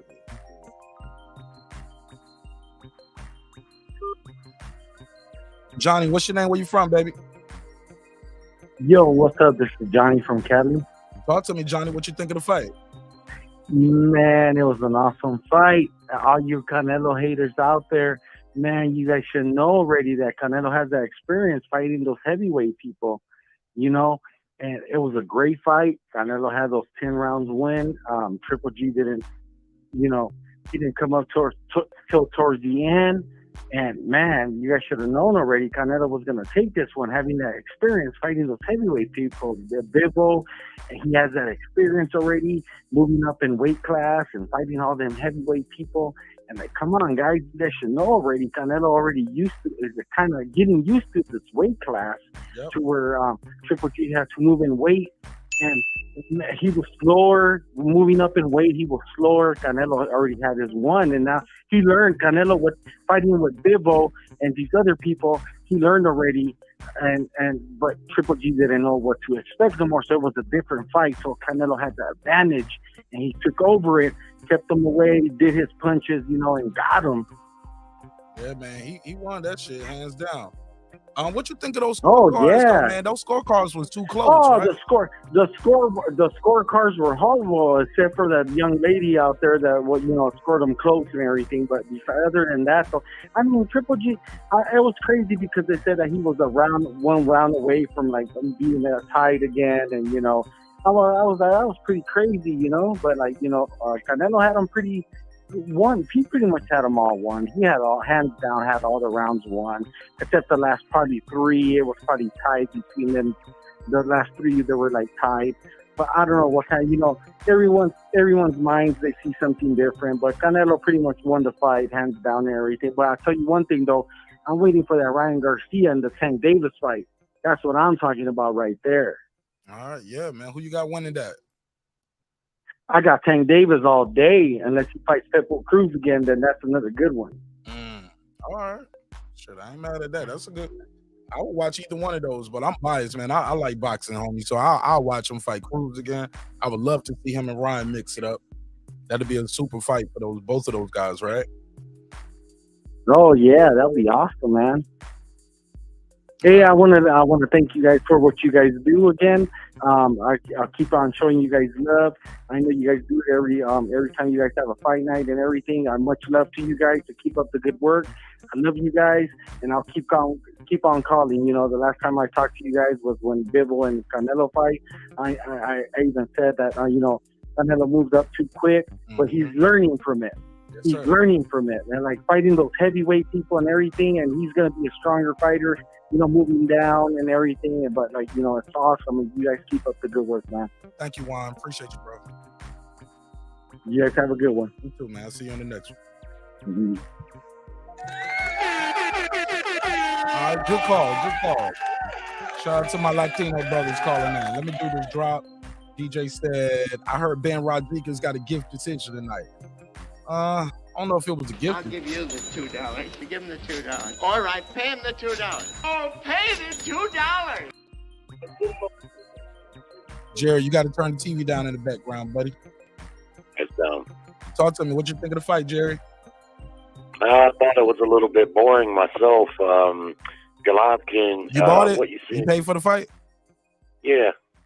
How much did it cost? $65. Oh, because you got the DAZN package. All right, cool. Yeah. I'm not one for buying a whole lot of fights lately. I did buy this one because I thought it would be a much better fight, even though Golovkin's age I knew would likely factor in, but I didn't think it would factor as much. At 50 seconds into the fight, I was concerned for Golovkin right away because he was gun shy, and that's the first sign of a fighter that's turned the corner. They gun shy, and he was in range to hit Canelo, but he wasn't letting the punches go. He just simply wasn't being active, and that's a sure sign when a fighter's turned the corner because they're afraid, their reactions aren't as quick, and he just did not fight the same. So I thought the fight was a little bit boring, simply because Golovkin just didn't have it in him to fight like he did in the first two fights. And while in the first fight, people say, Canelo aged Golovkin, I thought that wasn't true. Golovkin was on a 20-fight KO streak. He was number 2 or number 1 pound for pound, and nobody wanted to fight him when Canelo first fight him. And the first two fights I thought were absolute draws, too close to call. But this time, putting that 4 years on it, he did age him out. And then he still wasn't able to stop him. And he was trying as hard as he could. And lastly, Canelo, for his part, I think he looked pretty good. His confidence doesn't seem to be shaken by that Bivol loss, and I thought he looked good. His hand speed looked good. Punch placement was good. So I think he's back, on form. Where he lands in the pound for pound rankings, I don't know, because that loss definitely has to set him back. But overall, I think Golovkin, unless he got some big paydays in front of him somehow, I just think he could probably hang it up. He's 40 years old and he's gun shy. He's shot now. All right. That's what I was saying. What you think of Canelo slowing down because he had a hand injury, though? One thing I like is I didn't hear him complain about the hand injury, not before or after. He did mention it. I'm not surprised. Fighters live with injured hands, injured shoulders. That's the life of a fighter. Sometimes it gets bad and they have to get surgery, and I think he said he may have to get surgery. And he said in the ring interview that he needs some rest. And I think that's what they should do with Canelo right now. They need to slow his roll a little bit, because I believe in fighters staying active. I think the worst thing for a fighter is to not be active, but you can also be overactive. And with Canelo jumping up and jumping down, and according to that last caller, fighting heavyweights, which we know he hasn't been fighting heavyweights. I know what he meant. He meant light heavyweights. Yeah, he meant light heavyweights. I know, but I'm just saying, Canelo, I think, needs to slow his roll a little bit and quit acting like he's gonna have a 100-fight career. You guys making a tremendous amount of money each fight, and now it's time to silence some critics and try to make the Charlo fight and possibly the Benavidez fight. And frankly, Charlo at 160, he got to come up. Charlo, he would have to move up. But I mean, what else he gonna do? Who else he gonna fight? Who's he gonna fight to get a payday like that? Fight Bivol. People will pay to see him fight Bivol in a rematch after seeing him lose to Bivol. No, I'm talking about Charlo. Who's Charlo gonna fight? I mean, shit, that's Charlo problem. I thought you was talking about Canelo. Yeah, I don't think Canelo. I think he should stay away from light heavyweight, to be honest with you. I think he's good enough to beat some guys up there, but he's just too small for light heavyweight. When you look at Canelo Alvarez, man, he is not a big guy. He just simply is not. And he can beat some light heavyweights on the right night, like he was able to get Kovalev. Of course, I had Kovalev winning that fight when he got stopped. I thought he was outboxing Canelo and landing the jab, and he wasn't whooping his ass, but I thought Kovalev was winning the fight until he did what he always does in his losses. He lost focus, and then he got clobbered. But, you could see in the Bivol fight, and Bivol's not even that big of a light heavyweight. Canelo's punches were bouncing off of him. The punches that he did land mostly were just bouncing off of the guy, and I just think he should stay away from light heavyweight, settle in at super middleweight, and try to make some of these fights that some of his critics are calling for, like Benavidez. That's going to be a big enough challenge on its own. And Charlo, Charlo's got to man up and move up a few pounds and get that payday and see if he can back up all that mouth that he has. Because I can't see Canelo going down from 168, and plus it'll give Charlo a chance to fight for the undisputed titles. So, that's what I think Canelo should do. And can't keep babysitting 160. Hey, look, I wouldn't be mad to see him and Triple G try to unify at 160. Do that. In Triple G's day, I think he would have brutalized. I'm talking about right now. Go unify. Do something. Yeah, right now I'd have to edge Charlo over him. He's too fast for him. To me, it'd be a madhouse. You don't even know what Charlo looked like. You ain't seen him fight since last year on Juneteenth. Well, based on what I've seen him up to this point. He's a young fighter that's still got hand speed and reflexes and all his faculties. G is just old now, man. He's gonna get beat. Hey, look, a year and a half out of ring will slow down any athlete, bro. We got to see what he looks like. I agree. Yeah, I agree that, but that would be the only intangible for me. The only intangible for me is what's Charlo's like after a layoff. Yeah, so I could go along with that, but but and it wouldn't be. It would be a good opportunity for Charlo to get more straps to unify the division. That it would be good for that. But if Golovkin's fighting on dazn, the likelihood of him fighting Charlo is not good. What I think Golovkin is going to do is he's going to go on that tour that he's talking about, Australia, whatever, and he's going to fight guys like Murata, guys with regional popularity that can sell out big there, a couple more fights, and then probably call it a day. I don't think he's going to fight Charlo, although, like you, I don't know if I really want to see that. After seeing him tonight, barring the intangible that you mentioned with the layoff, I just think Charlo, it would be too youthful for him right now. All right. Golovkin fucked up a lot of his career, man. I mean, if you ask me, during the last 4 years, and he's waiting on that Canelo payday, and really he could have been making his bones fighting, trying to maybe make some of those fights, but he kind of played it safe and he stayed inactive and waiting on this payday, and I'm sure he got a good one. One thing I can say, and I don't feel sorry for this bitch, because he made a lot of money fighting Canelo in those 3 fights. He's a rich man from those 3 fights, yeah. So he ain't got nothing to cry about. I mean, he probably made $35 million tonight. So, But you would just think that a fighter of his caliber, looking at his career as a whole, because I've always been a Golovkin fan, but I've been a Golovkin critic also, most of his career. The matchmaking during that whole title run he was heavily favored to beat those guys. Right. You know what I mean? Yeah, and I do have to give him credit though, because he did beat them in an impressive fashion, and that's what you're supposed to do. Unlike, say, Andrade, and I could name a couple fighters where they get put in there with guys that they're heavily favored to beat, and they wind up going the distance, not looking too impressive, maybe being boring. Golovkin at least looked the part. I mean, he knocked all those guys out. Yeah, he beat everybody other than Canelo, bro. Yeah. But like I say, that whole title run, those were inferior opponents. When he got up to fighting the top guys, the 2 fights with Canelo, the fight with Danny Jacobs and Darenchenko, you could argue that he lost two out of those 4 fights. You could argue that all 4 of those fights were draws. You see what I mean? When he got up to the very all that top, arguing don't mean nothing in the record book. Record book don't show arguably. So I get where you're coming from, but just discussing it from a boxing fan's perspective, and to make the point, when he got up to the top world-class level against 3 fighters, Jacobs, Darenchenko, and Canelo, he basically fought even with those guys. The dominance wasn't there. Fair enough. All right, I'm gonna pass it around. I got 2 other people waiting to get their bars off. Thanks for calling in. All right, buddy. All right.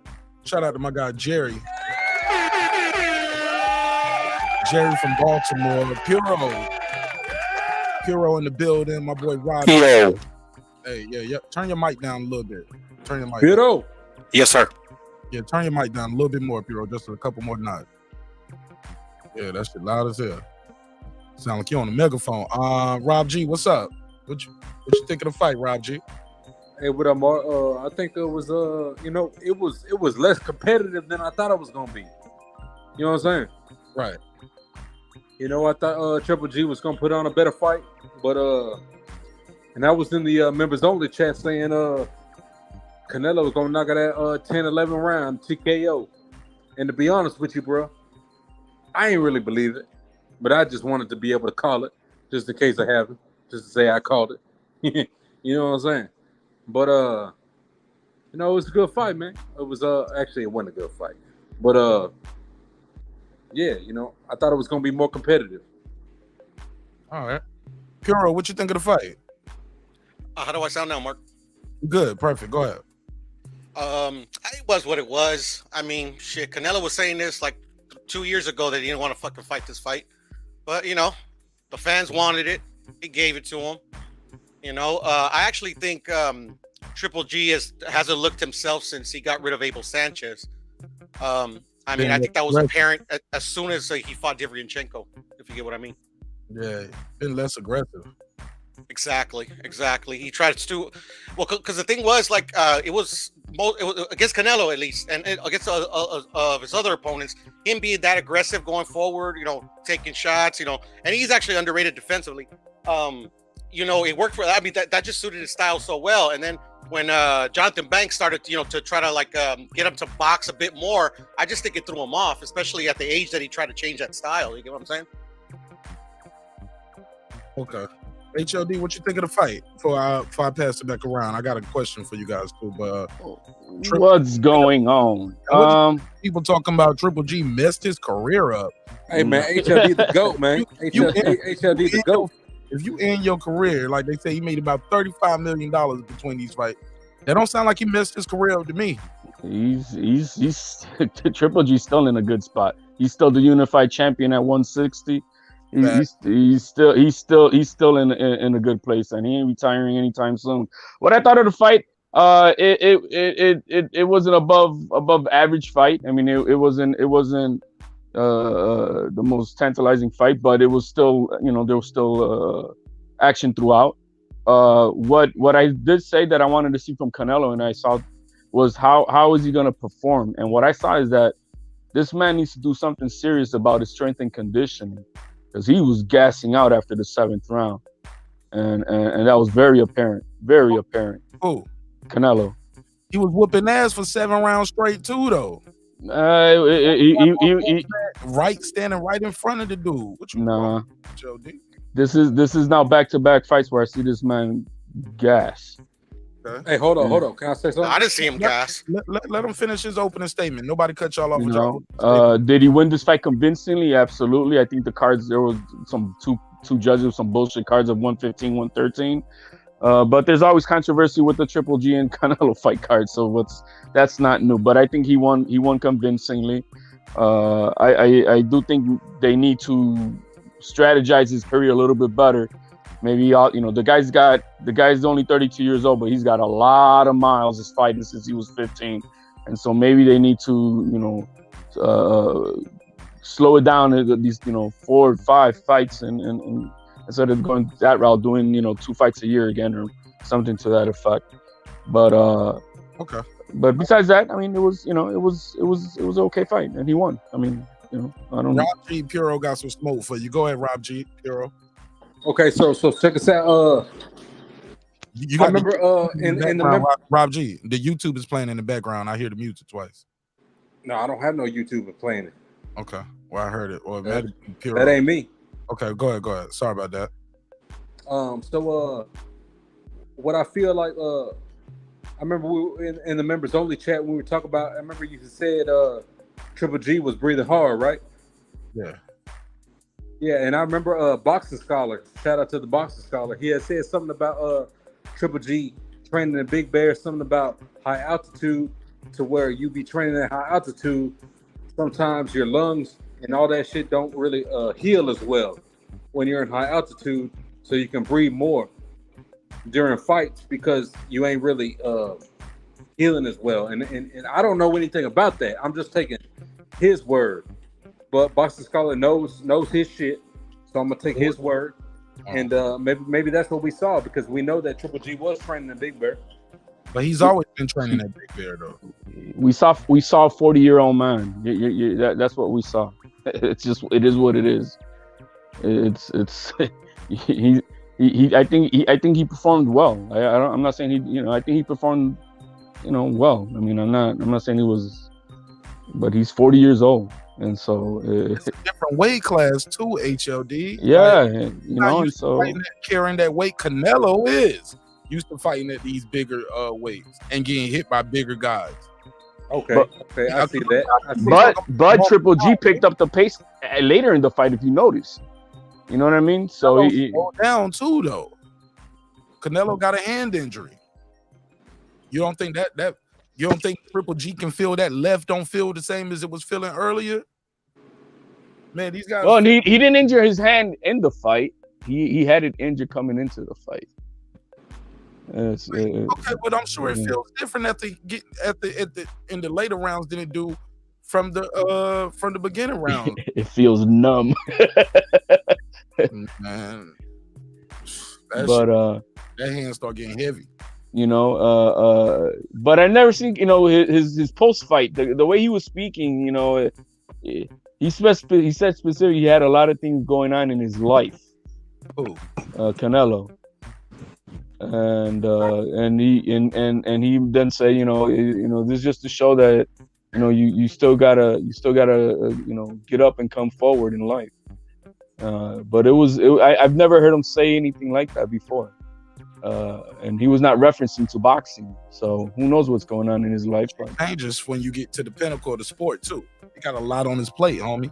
Facts. He's a multimillionaire predator, bro. Him and AJ, they the apex predators, but more of him, like, because he got a couple divisions that he's the guy at. You know what I'm saying? AJ, if you're a heavyweight, okay, that's it. But if you from 160 to 175, shit, even crew, somebody got some noise moving around in that audio. Like, try to get your mic still, guys. Whoever that is. From 160 to 175, everybody's looking for a Canelo lottery ticket. You know what I'm saying? Well, shit, even up the cruiserweight, we saw that. He was trying to get the Canelo payday, so it's not easy being the top of the mountain. Y'all are killing me. All three of y'all are unmuted. I don't know who it is, but like, y'all got to get that mic together. The mic can't be having all that rolling around on the mic like that, y'all. Please. No, that was me, Mark. You don't have to own it. Just fix it. Whatever it is. It's all love. It's all love, my brother. My bad. It's all love. No need to apologize. But y'all get what I'm saying? Like, of course he probably got a lot of shit going on. He's the top dog. He's at the zenith. And he's probably frustrated too, like, because he's the face of boxing, right? So he has to carry the sport. He also sees how, like, everybody's gunning for him, but they won't, like, put a little bit of their part too. You know, he has to take all the tough fights, and these other guys don't. You get what I'm saying? And then the fans still pressure him to fight these dudes. If you kind of get what I'm saying? No, the fans don't pressure him for that. He pressures himself because that's what he wants to do. Hey, so check us out. No, but I mean, I'm not. I mean, I'm not gonna overdo this stuff. I mean, the man. He owns what he does, and it's not pressure by the fans. He's a legacy fighter, and that's what he does. All right, so check us out. But I mean, go ahead, Puro. No, my bad. I'm just saying. I mean, like, it has to be some type of pressure. I mean, like, if there was pressure for Floyd, that's to me, that's unmistakable. You know, especially nowadays that, like, you know, he invented this persona of the villain. You know, and he can't get away from that. You know, like, people still hate him. Like, Canelo would never had that persona, but people still hate him. People expect these unrealistic expectations from him. He puts it on him. Look, for an example, he got his ass whooped by Bivol. He still wants to go fight Bivol. Who's putting that? See, that's the thing. He did not get his ass whipped by Bivol. Only the fair weather fans in that shit. Bro, stop. He got whooped. Look. No, he lost. Of course, he owns that loss. Listen. We having a high quality show. We ain't dropped under 100 people till y'all start talking over each other. So let's have a high quality show. Let each other talk, so we can keep the numbers up. Go ahead. All right, so check us out, man. Right, hold on, man. Puro just said he's the face of boxing, and to me, in my opinion, I agree. So, what do y'all think? Do y'all think Canelo was the face of boxing? And the reason why I say he's the face of boxing, in my opinion, is because I'm a part of just my own Facebook groups, as far as, like, you know what I mean, neighborhood shit, just so I can get my business off. Motherfuckers talking about where's the fight. I ain't never seen no motherfucker talk about no Terrence Crawford Earl Spence fight. Right. But they talking about that Canelo fight. And I think sometimes as hardcore fans, sometimes we are so in tune with the sport that we forget outside of casual fans. And that's why I think Canelo was the face of boxing. Canelo is most definitely. I can't speak for the other side of the world, right? Because I think on that side it would be AJ, right? But at least over here on this side of the world, yeah, he definitely is. For an example, the narrative was what? Oh, nobody asked for this fight. There's no buzz for this fight. I don't hear nobody talking about it. Oh, you see the weigh-ins and there's 10,000 people at the weigh-ins. I mean, you know, Facts, HOD. It's crazy. So at least I know I can say he is definitely the face of boxing in the Americas. That's a fact. I'll come in. I'll say this. I'll see your Americas, and I'll up you one. I think he's the face of boxing, period, bro. Yeah. And I'll tell you why? Yeah, even over there in the UK, the reason why is because he's fought. The difference between him and AJ is this: he's fought more guys globally probably than AJ. I would say AJ, like most of those guys, are like European guys for the most part. Like Canelo fought guys from Mexico, he fought guys from America, and I think he fought a lot of those European guys too. Yeah. You make valid points with that. That's absolutely. Versus AJ had one trip to America. Canelo fought over there. He fought here. He fought I just think and then not to mention he's been doing this shit for a long time. He had a head start on AJ, right? He's been pro since 15 years old. The kid he got that Mayweather fight under his belt, whether he won or lost. I get it, but that was a lot of eyeballs on him. And I think that means something. And then to have that loss to Mayweather, then to go on that crazy run that he did, I think look at this look at these people. Look at all these people at this damn weigh-in. It's massive. Like I think this guy's a mega star, bro. That's crazy, bro. Yeah, man. Liked and loved in America, the UK, and in Mexico. AJ, I know he got the UK fans. America, he got a strong base here as well. But I don't know if he got a big fan base like that in Mexico. Now, going to the topic, he don't want to fight his countrymen. Do you see these people having a problem with that? Look at that. They're there, man. You know what I mean? Yeah, but he will. If they ask him to, they will. Yeah, even the dogs disagree with that. Yeah, go ahead. Well, yeah, the dogs don't know what you're talking about like you do. Go ahead, man. When y'all talking over each other, man, please, Rob G, Puro, HLD, y'all gotta let each other talk. Go ahead. Okay, so I just want to say this, man. I see dogs barking and shit. Come on.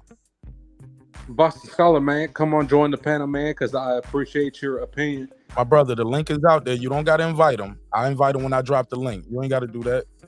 People in the chat want to be in the chat. Go ahead, Puro, HLD. Yeah. I mean, in regards to that, he doesn't like to fight his countrymen. You know, if they ask him to, he will. You know, it's just, and then in these weight classes, there ain't a lot of Mexicans anyway.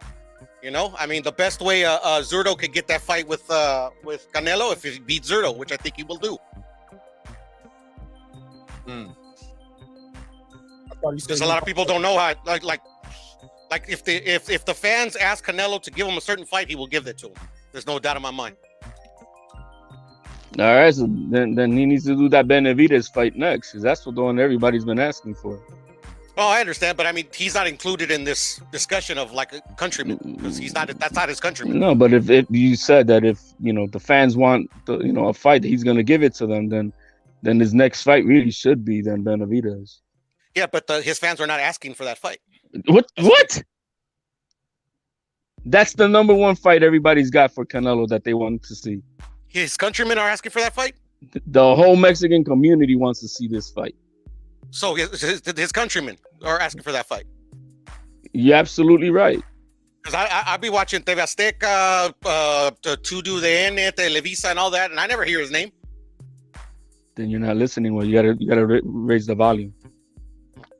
I guess I'm blind because I couldn't see Bivol kicking Canelo's ass then. Man, come on, bro. Dude, he got beat convincingly. Let's say it that way. He got beat. Yes, he did. No, he didn't, bro. He got beat convincingly. Oh, that's your opinion, bro. Okay. You thought so they robbed him. So they robbed him. I'm sorry. No. Did I say they robbed him? I said if we're dealing in reality, he only got lost by one round. Like he wins at 12, it's a tie. Oh, so then tonight that the scorecard of 115-113 was legit.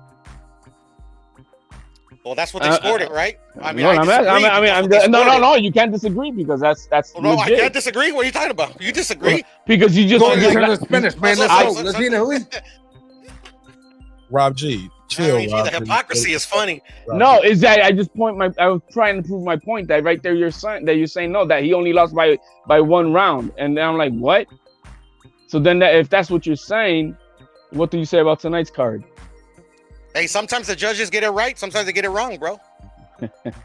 My man, he got beat convincingly by Bivol. No, he didn't. Yes, he did.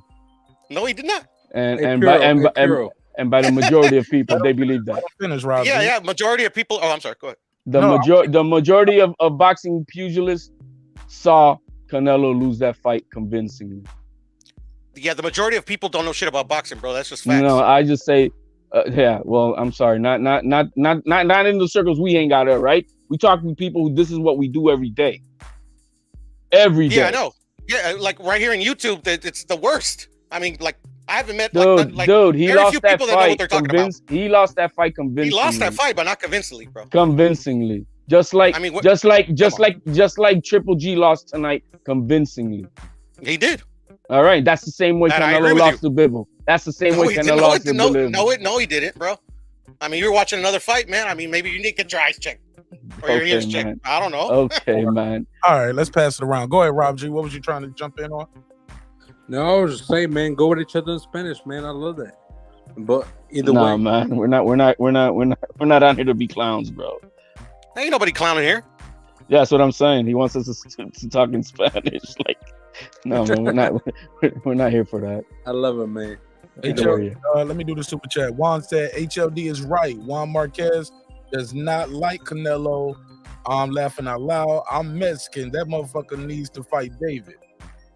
All right, let me do the $5 drop for him. Shout out to my boy Wani Pocket Magic. I got 5 on it. All right, go ahead. He said Juan Marquez don't like Canelo. What y'all think of that? He does not, correct? I didn't know that. I mean, neither. What I mean, why does Marquez have anything to do with that? I mean, I'm just trying to correlate. What does that mean? Because like most in Mexico, or like a strong contingent in Mexico think he's a manufactured champion. Well, that'll be false. That's a false statement. Canelo earned everything he's got. Go ahead, Rob G. Rob G, you had your. It sounded like you was in a car or something. Go ahead. Unmute your mic. All right. So what's up, man? Okay. My bad, man. I had a box fan. You good. Just talk. Go ahead. You ain't got to explain. Go ahead. Talk to me. What's on your mind? Yeah, man. Yeah. What's up? All right. Well, just go back on mute then. Yeah. I'm gonna go back on mute. All right. What I say is this, y'all. As far as the Canelo, Bivol, Puro, you and I, we argued about this several times. I thought Canelo lost that fight. So did I, Mark. I'm sorry to cut you off. Go for it.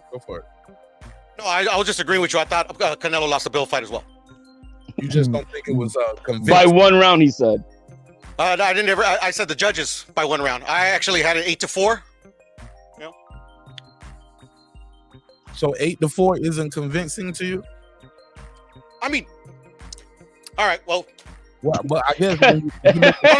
Okay. Well, I mean, like maybe I thought I heard HOD say what he didn't say, but there you go. I didn't say that. You know, I'm just saying he lost that fight convincingly. He lost that fight convincingly. You don't have to be a hardcore pugilist to see that fight and know that okay, he lost. Okie dokie. You know, how many swing rounds you thought there were? Shit, quite a bit, to be honest.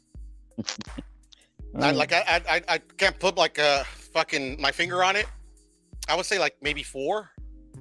It's because like to me in that fight, Bivol and Canelo fought like shit offensively. When y'all want to rescore that fight? When y'all want to watch it and rescore it, man? Hey, whenever you want, brother. These are the punch stats for tonight. Though I want y'all two there. Yeah, this the punch stats for tonight. What the fuck, bro? That's Triple G through. Yeah, it is hard to believe. Triple G was right there. Damn, he outthrew him, and he was only 10 punches behind him. Landed. I can't believe that. I'm thinking they measured counting some of them jabs that was like touch jabs. Or I got to pull up the jab and the body count body shots. Let me see. Because that just seems like real. There are a lot of punches landing on gloves. You know what I mean? That I did not see Triple G doing. Yeah, I just find that hard to believe he was only 10 punches away, bro. Well, thrown is it doesn't, you know, it's thrown. So yeah, damn. But I didn't even think he threw that many punches, or even over Canelo. Damn. Yeah, CompuBox, it's like hit or miss with CompuBox, man.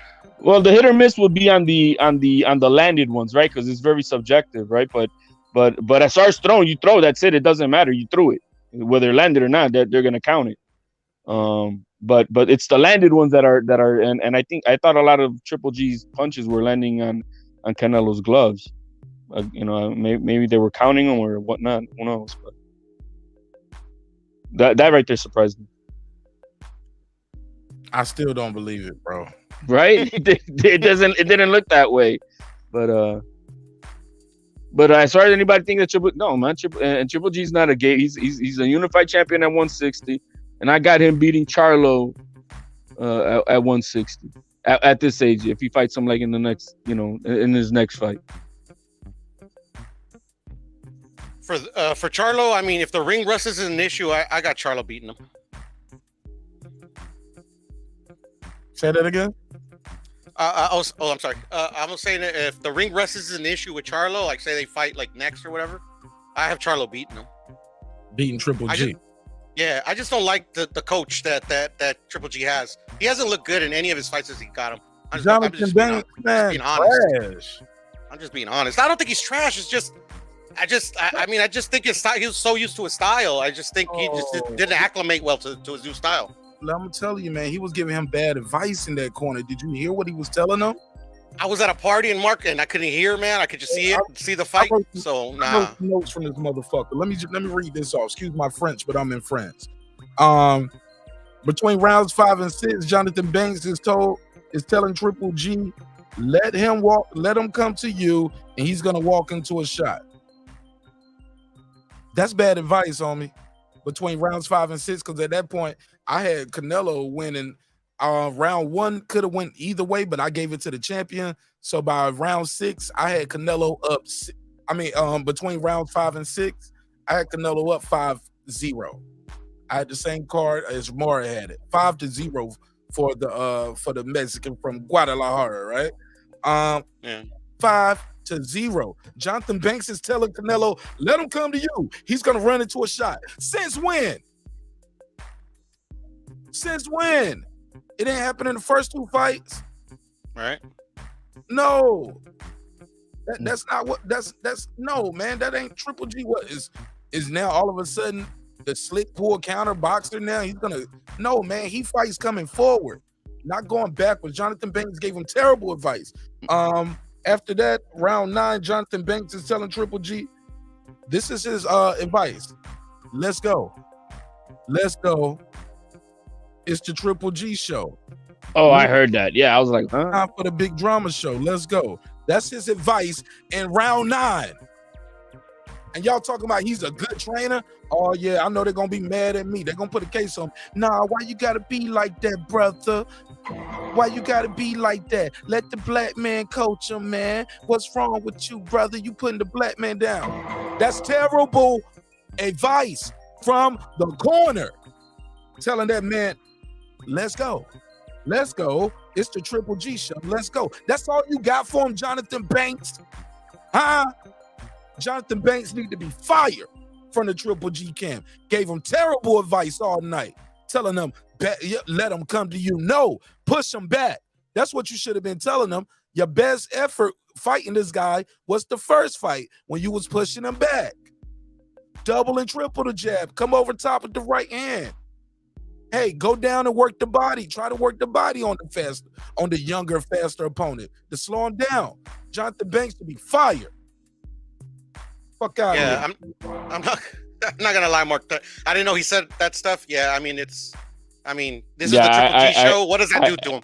Well, I mean, he was trying. Look, Triple G was showing every bit of his age, and he was just. I'm just trying to be reasoning what he was just trying to get him. Yo, man, you got to step on the gas pedal now, bro, because there's nothing else left to do there. You know, you got to knock this guy out. Man, between rounds 2 and 3, he was saying, I like that rhythm right there. Good rhythm right there. You're doing good. No, you won't. You was down 3-0. Telling him good rhythm right there. I like that rhythm. After those first 2 or 3 rounds. What the hell was Jonathan Banks smoking? You know, cocaine's a hell of a drug. Cocaine is a hell of a drug. Well, that is messed up because Triple G fought off, you know, on his back foot, you know, pretty much entire fight almost. You know what I mean? And that's not his style. So who knows? I mean, they definitely a bad game plan. Yeah, man. But I don't think it would have mattered if he would have. I don't think it would have mattered much. I think Canelo would have beat him still. Yeah, man. Part of my passion, y'all. I was disappointed. Man, I listen to the fights just to hear what the corner's telling the guys in the corner sometimes. And when I hear guys like Jonathan Banks start calling him Jonathan Stanks, giving the fighter a fucking pep talk instead of giving him strategic and telling him the stats. Tell him, hey man, you're losing this round, man. Hey, you're down. You lost that round. You gave that one up, big dog. Hey man, you need to knock this guy down. You need to put him on his ass. He was too calm. He was on this cerebral Virgil Hunter shit, and some guys need that. But you know what? Some guys need to be woke the hell up in the corner too. Triple G was sleeping there. He should have woke him up. Tell him something. Tell him the truth. Tell him, hey, you're blowing it, kid. Hey, 12th round, you need to go out there and knock this guy out. You got to stop this guy. Tell him something. You need a Matty Stewart, you know? Yeah, make the fuck out of here with Jonathan Stanks. Was not impressed with Jonathan Stanks. He lied. Y'all need to worship him. But I also didn't see Triple G fighting to win. You know what I mean? I think he almost to me, he almost conceded. He like, man, I just don't want to get knocked out. He was happy to be there, man. He was just trying not to get knocked out, make it to the final bell. You're right, Karma. He lied. He lied. Yeah, he lied to Triple G all night. I agree with that, HOD, especially at the end of the fight, man. Like Golovkin, to me, was like hugging him like the last 4 rounds. He like try to land one shot and then hug him. Guys, he's like I said, man, the man is 40 years old. You know what I mean? And what he does have power still. He's got a granite chin. You know what I mean? But speed and footwork, yeah, they're not there no more. You know what I mean? And so, I mean, hey, man, that he made it 12 rounds with Canelo, that's a win. You know, that's a win. At 40 years old, that's a win. So, it is what it is. But I thought it was okay. I'm glad I didn't have to pay for it. I was out watching it. I saw the Bam fight. I don't know what you guys thought about Bam.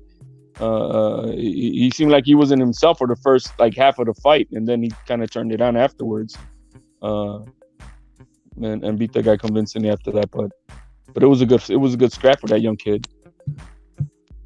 It went the way I thought it was gonna go. The guy that he was fighting, you know, he fought some good competition. You know, he's a younger dude too. But I think Bam landed the cleaner shots throughout the fight. You know, but the other dude was going to do some beautiful body work, you know. So I think the judges that scored, I think they scored at 115, 113, was it, or was it wide? I don't remember what the scorecards were. No, it was wide. Yeah, it was very wide. They had it like 118, 110, I think it was. Okay, I remember that now. Yeah, I thought it was closer than that, to be honest, but I thought Bam pulled it out. Yeah, he won the fight. I'm not, regardless, the right man won. But just looking at the way he fought, the first half of the fight. He didn't see himself. I don't, and then it kind of turned it on afterwards. But it was, good for him. 22-year-old kid is doing his thing. Yeah, some people said it was a hype job. What y'all think of Ben Rodriguez being a hype job? He's not a hype job. The kid is beating the best, and moving up weight. So no, there ain't no hype job there. He's fighting champions. Yeah. I'm gonna get shit for this, but I don't like how he got his belt. But obviously he's uber talented and he's gonna go far. Be specific. You be specific, man. For the people who don't know what you're talking about. What you mean? Oh, it's just So the thing is that when Chocolatito and Gallo Estrada fought, like everybody, there was a big old controversy about like they thought he got robbed, this, that, and the other.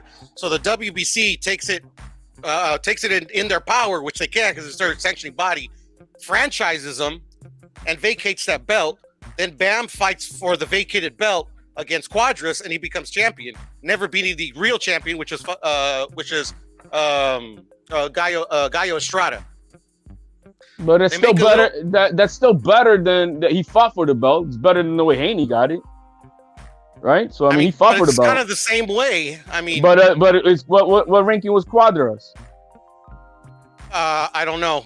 But, was he like number 2? But Bam wasn't ranked. Bam wasn't even in that division. Like they could have gave the shot. They could have made it a unification with somebody. Yeah. So he moved up in weight and beat the best guy that they had available for that vacant belt. I mean, but he could have fought Sorung Visai. He was better than Quadras. Didn't he just fight with Rung Visai? No, they hadn't fought in a long time. I just don't like these when they add belts. Or when they elevate a vacant title list. Like for me personally, just real quick tangent. They should make like little tournaments with like the top like 10 to win vacant belts. But that's just me. But that's the only thing. But other than that, talent he has, and I think he's gonna go far. Well, as far as that goes, that's why I like what the IBF is doing. They got the number 1 guy fighting the number 2 guy, right? For the vacant belt that Josh Taylor put to the side. So as long as the number 1, number 2 guy fights for the belt, I'm cool with that. What y'all think of Ben Rogers, that knockdown or the low blow? I think he got away with not getting a point taken away at the end because I thought it was a low blow, and I don't know why they didn't take away a point, but I thought it was a low blow. When they showed it, it was clearly low. Yeah. I thought, like, I mean, I don't think he did it on purpose, to be honest, but I mean, he hit him low 3 times. It doesn't have to be on purpose, though. That's the thing. He didn't correct it, It doesn't have to be on purpose for a point to be taken away. I mean, it is what it is. You're responsible to not to do so. But definitely a point should have been taken away. But it wouldn't have even mattered the way the scorecards work because they were so crazy lopsided. You know, they could have taken out. They could have taken like 2 more points away, and he still would have won the fight. Yeah, because they actually already took a point from him. Right. So at that point, it was 1 more point taken away, and if it happens again, you're disqualified. Yeah, I think sometimes that's why they don't take 2 points. To be honest, Yeah, it's a hard call. It's a hard call, and once you start taking points, you got to keep taking points. Right. That's the rules. The 3rd one is the disqualification, bro. You don't That's true. You don't go from points to going back to warnings. That's true. But people do it. The referee got the final say so in there. But I thought it was the wrong call on the ref. It definitely was. But Reggie being everything he hates in the sport. Kenny Bayless is corrupted. Come on, man. You sound like the people that you talk about now, Reg. A lot of people say that though. Mark, Reggie's got a point. I don't think he's corrupted. It's just, I don't know. He has been slipping because he was one of the top referees for a very long time, but he has been slipping lately. I would say that. Well, there's favoritisms. I mean, who's the favorite fighter in that between those 2 guys? It definitely is Bam. Rob G, man. Hold on, let me take this call. What's up, Rob G? Hey, what's going down, Mark? Talk to me. Hey, I just want to touch base on Bam Rodriguez with them low blows, man. Man, as much as I want to see, that shit is just unintentional. At the same time, man, I have heard his trainer, Robert Garcia, say sometimes when you get in a tough situation, hit him in the nuts. And I've actually heard him say that. You know what I'm saying? In the corner? You've heard him say that in the corner? I think I heard it in an interview. I mean, that is an old school tactic. It's illegal, but it's an old school tactic.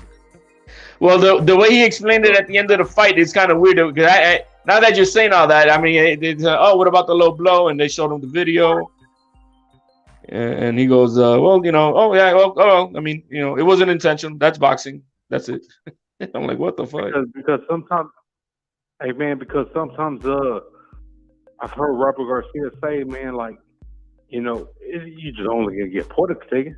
You know what I'm saying? You're only gonna get a point, and it can change the altitude of the fight. You know what I'm saying? And that was one thing that I really didn't like as far as when it came down to that fight. You know what I'm saying? Because man, I love Bam Rodriguez. I'm from Texas, man, so I love that shit. But I don't want to see him win like that. You know what I'm saying? We were talking about that, remember yesterday, I think, or the day before, Rob G. We got to call it down the middle. I feel you, brother. And he was getting, and he probably got more hit in this fight than any other fight he's had, because this Gonzalez guy was not a joke. He was there to fight. Yeah. Well, all I'm saying is this, man, is I feel like I done heard Robert Garcia in an interview sometimes to where he said, like, man, hit him in the nuts. You know what I mean? So what if you get a point taken? At least it's going to change the altitude of the fight. And maybe I'm wrong. Prove me. You know what I'm saying? Prove that I'm wrong. But I think I heard him say that, and that's one thing I didn't like. And that's all I got to say, man. Other than that, man, I support Bam Rodriguez 1,000% because he's from Texas. And I support anyone from Texas. And that's all I got to say. Appreciate it. Shout out to Rob G. All right. Let me say this.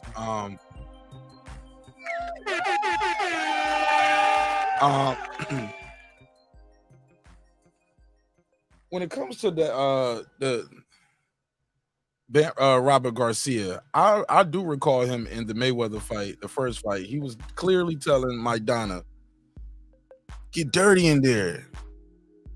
Get dirty in there. Be dirty in there. And it was already a dirty fight. Those punches that Maidana was doing, those behind the head shots, it's no punch in boxing that goes downward. You know what I'm saying? At a 180-degree angle, like just straight down. There's no punch like that. You know, and I was just hearing yeah, man, I can believe Rob G on that. I can believe that. I can believe him that he tell the guys to, hey, look, man, get him in the nuts a little bit. The Chino was definitely dirty. A lot of his guys do a lot of dirty shit. Especially. And you're right, Mark. He did tell him in the Mayweather fight. I'm sorry to cut you off. Go for it. Yeah, he told him, get dirty, man. Make it dirty. And you know what's funny? He didn't tell him that. He didn't tell Jose Ramirez to do that shit to Josh Taylor, bro. Because that would have helped him out. Some guys just ain't no dirty fighters neither, though. Let's be clear. Some guys just that is true. Yeah, some guys just ain't gonna do that. Mikey didn't do that with Errol. Some guys just ain't dirty fighters. Excuse me. I remember in the Triple G Canelo 2 fight, it was times where they would get in there and you can see Triple G about to hit Canelo like behind the head in the clinch, and he's like, nah, he just tapped him on the butt like, go ahead. Just a great sportsmanship, great sportsman, and not a dirty fighter. He's not a dirty guy. Some guys are just dirty fighters. They're gonna do whatever. And then you seen guys like Madonna do everything from bite the glove to try to throw a Muay Thai knee, low blows. Like he does a lot of shit. Him behind the head. Like his job is to go in there and win, and the referee job is to stop him from doing the dirty shit. So it is what it is. Win by all means possible. Come on, man. Shit, the referee it's all clean until the referee says it's not. If you ain't cheating, you ain't trying. That's a fact. I think I heard Andre Ward say that. What? It's not illegal. It's not illegal until the ref says so. Shit like that. Bernard Hopkins. It's funny that. Sorry. Go ahead. I was gonna say it's funny that HGD says that because I actually thought Ward, did some dirty tricks in there, man. But hey, like you said, man, it's only cheating if you get caught, He was modern day Bernard Hopkins at times, but yeah, people forget that because he always called himself SOG and Son of God. But shit, he got a mean streak to him too. You know what I'm saying? Yes, sir. We're all sinners. That boy from Oakland, man. He from the West Coast, OB. the mud. Yeah, man, hell of a night though. So a lot of people, it seems like the consensus is they did not like this fight, y'all. People are complaining. They are complaining about this fight. Smash the like button, yo. People are complaining about this fight. I thought this fight was a good fight, man. For what it was worth. I mean, you can't get mad at Canelo because the other guy he didn't throw punches. And I think once he started throwing punches more, he left himself open. Canelo had some good work. People gave Triple G a couple of those rounds, but shit, I thought he was getting his ass tagged up trying to mix it up with Canelo. Yeah, man. Kid Canelo. And yeah, I definitely got Canelo as the face of boxing, man. This kid is phenomenal, homie. This kid can box, he can bang, going up and down in weights. People keep saying, he need to stick to one division. He's using that to duck guys. I'm like, yo, if it was that easy, everybody would be doing it. It ain't just easy to go up 8 pounds to duck somebody. And he had some A-list celebrities over there too. There were a lot of Stephen Curry was there. Chappelle, Joe Rogan. I saw like some A-list celebrities. Keep in mind, it's Vegas too. Yep. I mean, it's the biggest. It's a big show. It's a big fight. It was question marks about who won the first and second fight. I'm sure some people lost some bank on Triple G. But I don't know how people was betting on a knockout though, on either guy. Like, I thought I had more the probability that Canelo would stop him, not say knock him out, but looking the way Triple G in his last fight, you know, he was getting banged up hard in the body, and you could see it was hurting him, and I'm like, oh, Canelo's gonna kill him and break him down. And no, I mean, obviously he didn't, but I thought he was gonna stop him, not a knockout, but a TKO. I knew it was gonna be tough, man. Fucker got a cast iron jaw, and then, you know, the way the fight played out, it is what it is. Hell yeah! When y'all gonna rescore that Bivol versus Canelo? I gotta be there for that. When you tell us, brother. Whenever y'all ready, shit. I can do that shit now as far as y'all concerned. Shit, I watch that shit. I'm still hyped about boxing. I don't feel like I got my boxing fix tonight. No, you're right. We didn't get that highly like super competitive like damn fight. You know what I mean? We didn't get that. I didn't walk away feeling that way. Usually I walk away from on a Saturday night after boxing like, man, like, whoo. That was awesome. That was a good fucking fight. That was a scrap. Yeah, man. I walk away feeling like, oh my God, man. Like, yeah, man. It's like, like that was a good one. And maybe that's the letdown to everybody, you know, the feeling that they get out of it. But they ain't talking about this shit really, bro. I'm on Twitter right now. Nobody even really talking about this shit. Canelo ain't trending like that. Damn. Like, that shit disappointing. Ain't nobody talking about that shit. I thought Canelo needed to stop him. You know what I mean? Him stopping Triple G, that would have been like oh shit news, right? And maybe that was the pressure maybe that he had that Canelo did have. You know what I mean? And he said that he needed it, and he himself was the one who said that. You know, he needs to stop Triple G. But you know, hey. But maybe that's what it is. That's why we all feel the way here. It wasn't a world beater fight. It wasn't, you know, it wasn't like highly competitive in itself. It was. It is what it is. Just the way we feel. Okay. Let's see. Yeah, man. Hey, Mark, I got a split, brother. But thanks for having me on, man. No problem, bro. All right then. Peace, HLD. Yo, shoot me an IG, man, so we can set that up to rewatch that Canelo joint. I got you, man. All right. Thanks. Peace. Karma said it wasn't a good fight, Mark. It wasn't the worst fight. I've seen worse. I've seen a hug fight. It was damn sure better than that Takum fight that was on Friday night. Takum versus who was that? Who did Takum fight yesterday? Makadov or some shit like that. Some kind of name that sound like a cough.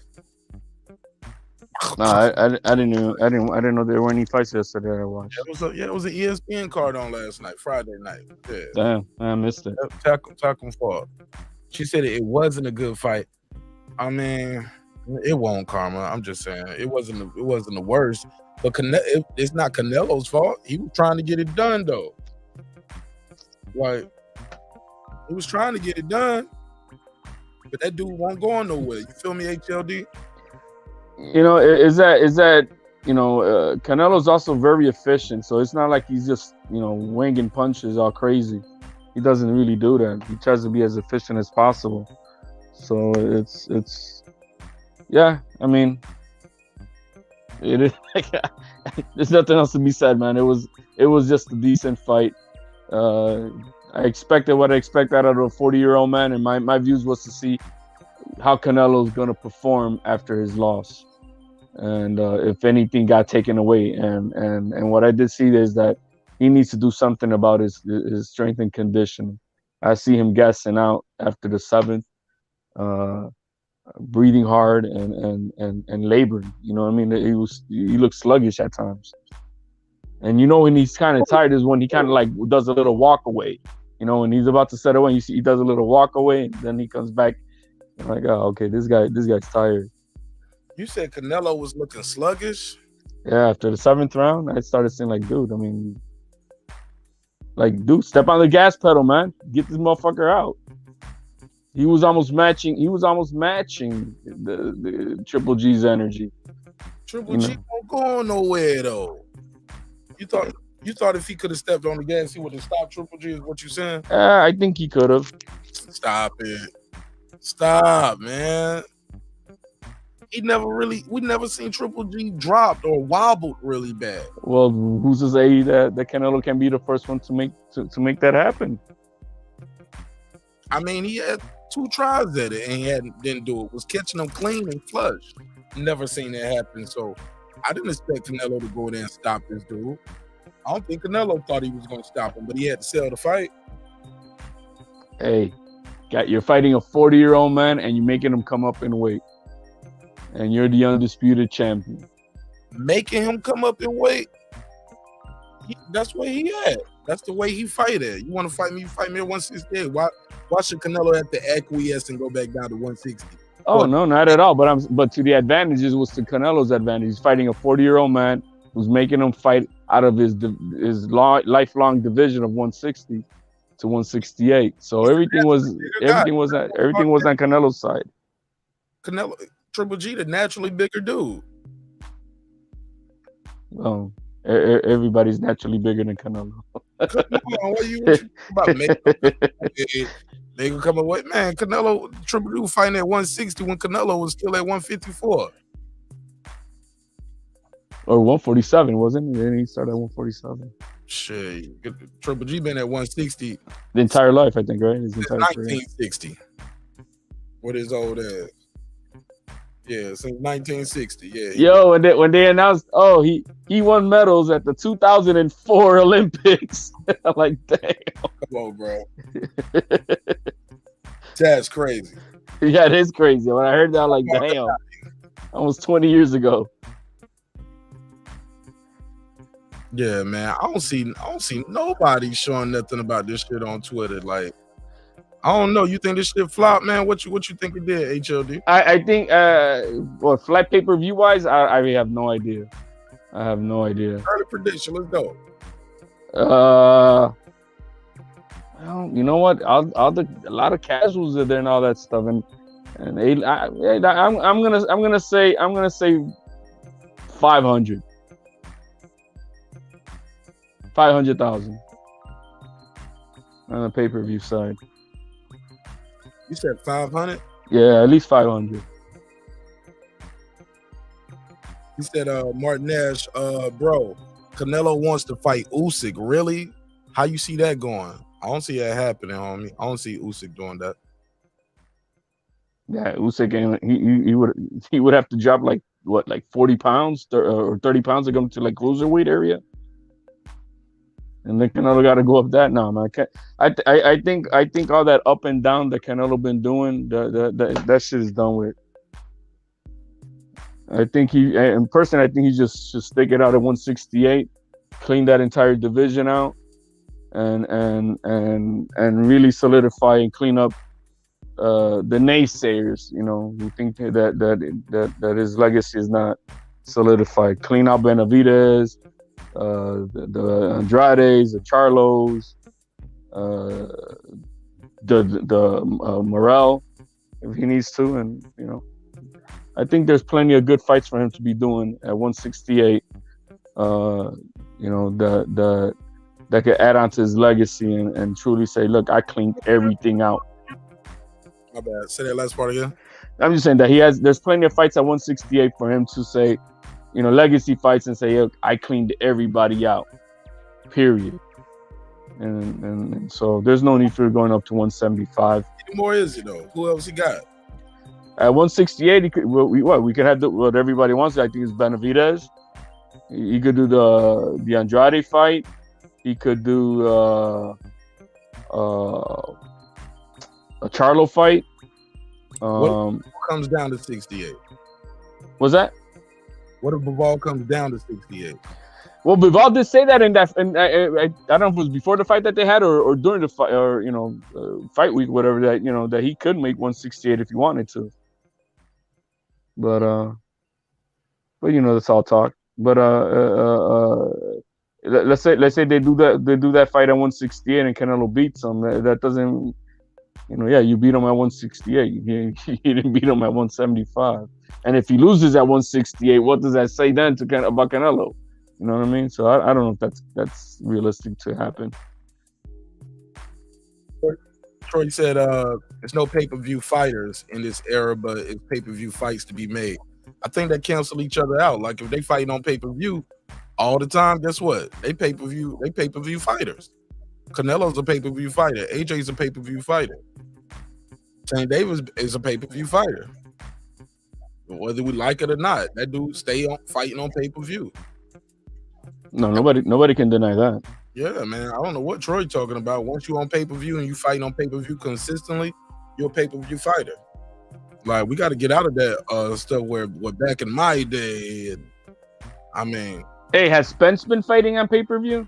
Like a motherfucker, man. Say what you want to say. He's a pay-per-view fighter. He's been fighting on Showtime pay-per-view for a few years now. Few fights.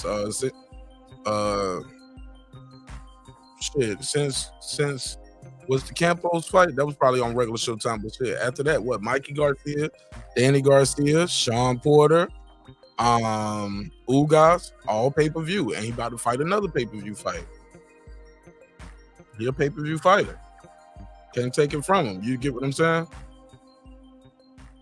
Yeah, I mean it is what it is, man.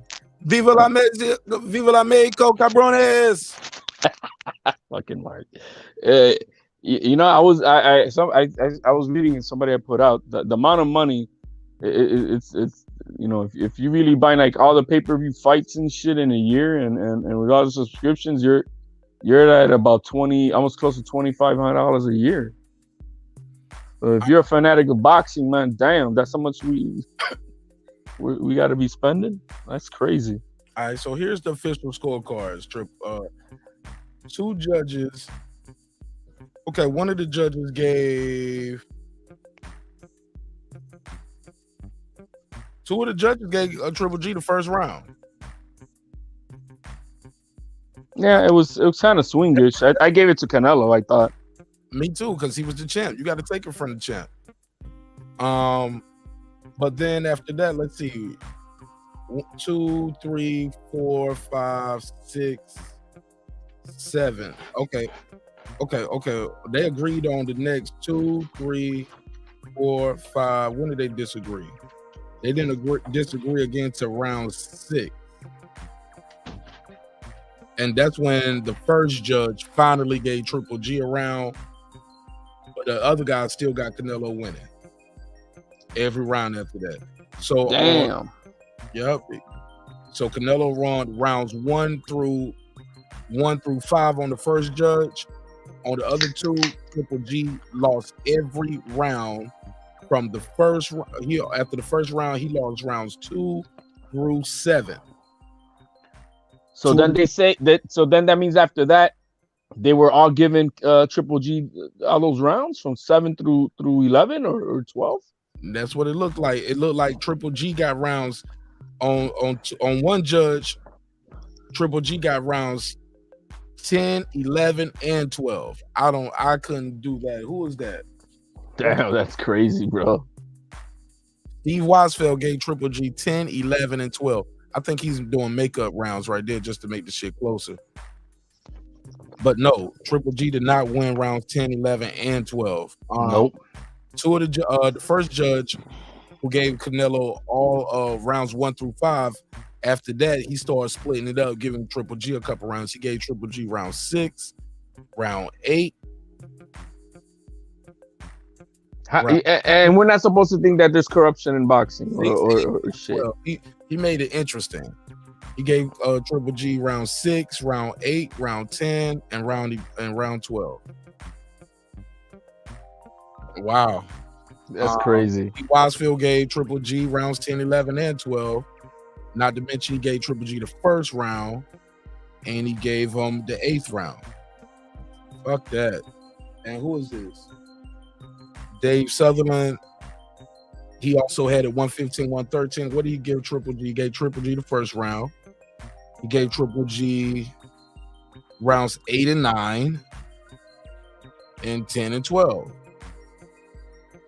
So the first 8, 9, 10, and 12. No, man, I didn't get Triple G all them rounds. Let me see. Where did I put my question mark in? Let me put my notes at. Round 9, I was like, everybody who was watching the fight with me was like, yeah, that's a Triple G round. I said, no, he just did better than he did before. I think I stopped judging it after like the 6th. I'm like, oh man, it kind of was just he's cleaning this dude. Cleaning them up, bro. Yeah, so I think it was at the 6th where I'm like, all right. I mean, it is what it is. Yeah, that's crazy. Troy said drop the link. It's pinned, man. It's pinned.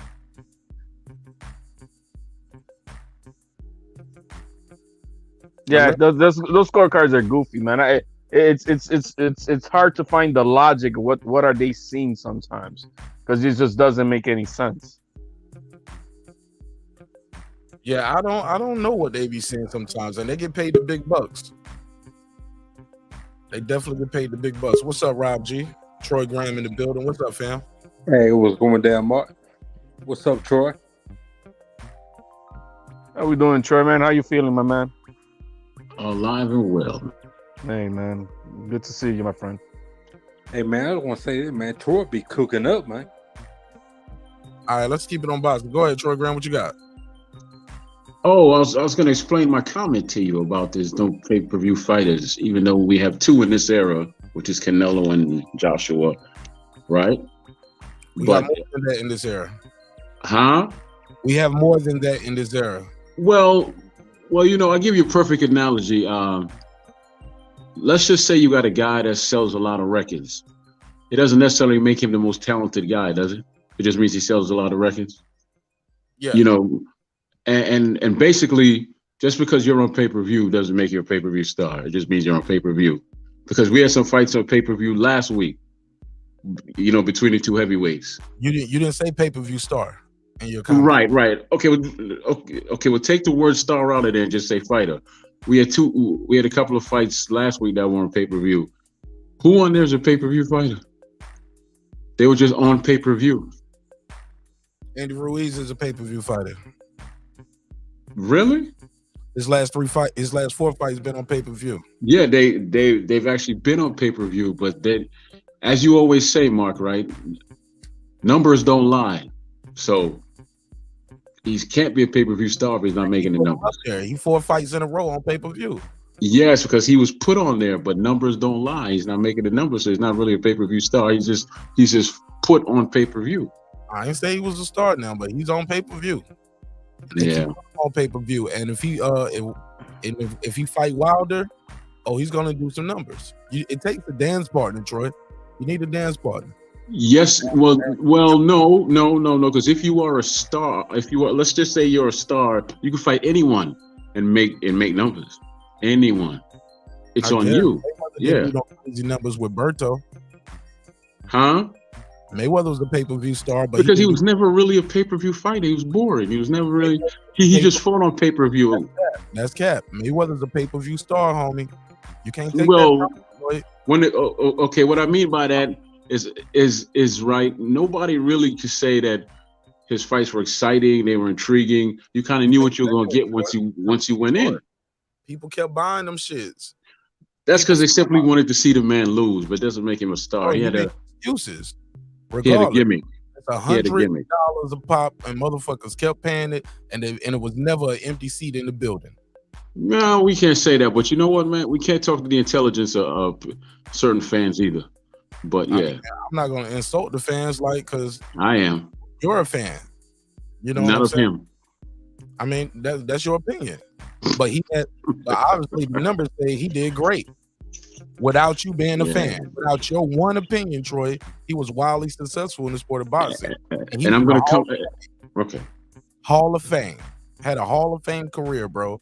Made more money than everybody. Put asses in seats. Sold the most pay-per-views. He's a pay-per-view star.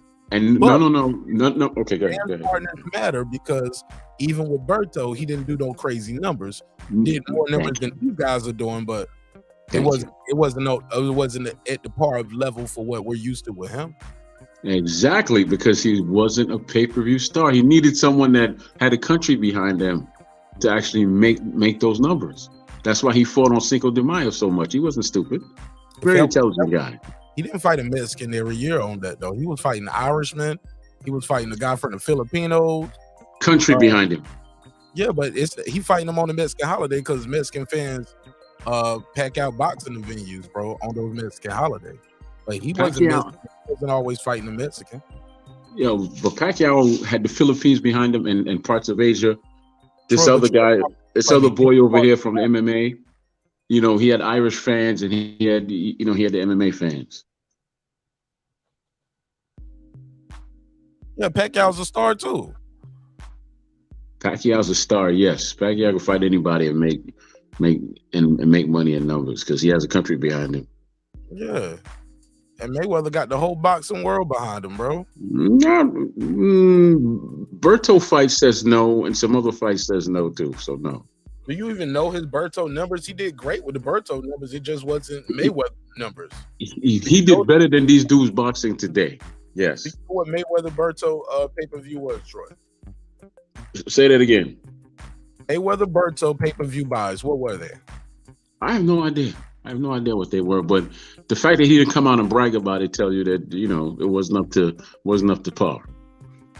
He did 500,000 buys, bro. Mm-hmm. Don't do that. Which is better than what these dudes are doing today, right? Except for Anthony and Mr. Alvarez. But Spence, I don't think Spence has ever done half a million, right? I don't think so. Yeah, see what I'm saying? So, you know, I guess you got to. But what was Pacquiao's pay-per-view buys? You had like he. I don't know that either. I don't know numbers. Okay, what about? Man, I don't know. I'm just telling you about those numbers right there. That's what people are doing. That's the average. For if you're a pay-per-view star, 500,000 buys. It's just Mayweather is used to doing 1 million buys plus when he do them big numbers. You get what I'm saying? Pacquiao ain't out here doing Pacquiao didn't do 1 million with Ugas. I don't know. I don't know. I got to take your word for it. I don't know. Oh, he did about 200,000. I'm looking at it right here. Okay. That's almost average for this era. Almost in a week for him. Huh? That's called checkmate. Really? Is it? No. Floyd Mayweather did double that with Berto. That's fantastic. Yeah. I think that the threshold the threshold of pay-per-view star has changed in this new era. Yes, it has. You know what I mean? It's and what makes money is a much lower threshold now, I guess. Mm-hmm. You know what I mean? And so I because obviously they're satisfied with the numbers that they're doing and they're still putting it out. So it's not, to compare this now to then, maybe maybe $1 million back then. Nowadays it's 500,000, and that's good nowadays. I agree with you. You know, to that point. But I mean, what do I know? But I think you know, they're doing it all the time and making it more and more. Obviously, they're making money, I guess. So I agree with you, HLD. You know, and you can mark this date on the camera that we finally agree on something. Yes, we have. I will say this: Canelo acknowledged on the post-fight press conference that he was fatigued down the stretch when Triple G did his best work and won 4 of the last 5 rounds on 2 of the cards. Wow, is that checkmate for what I was saying earlier? Yeah, it was fatigued down the stretch.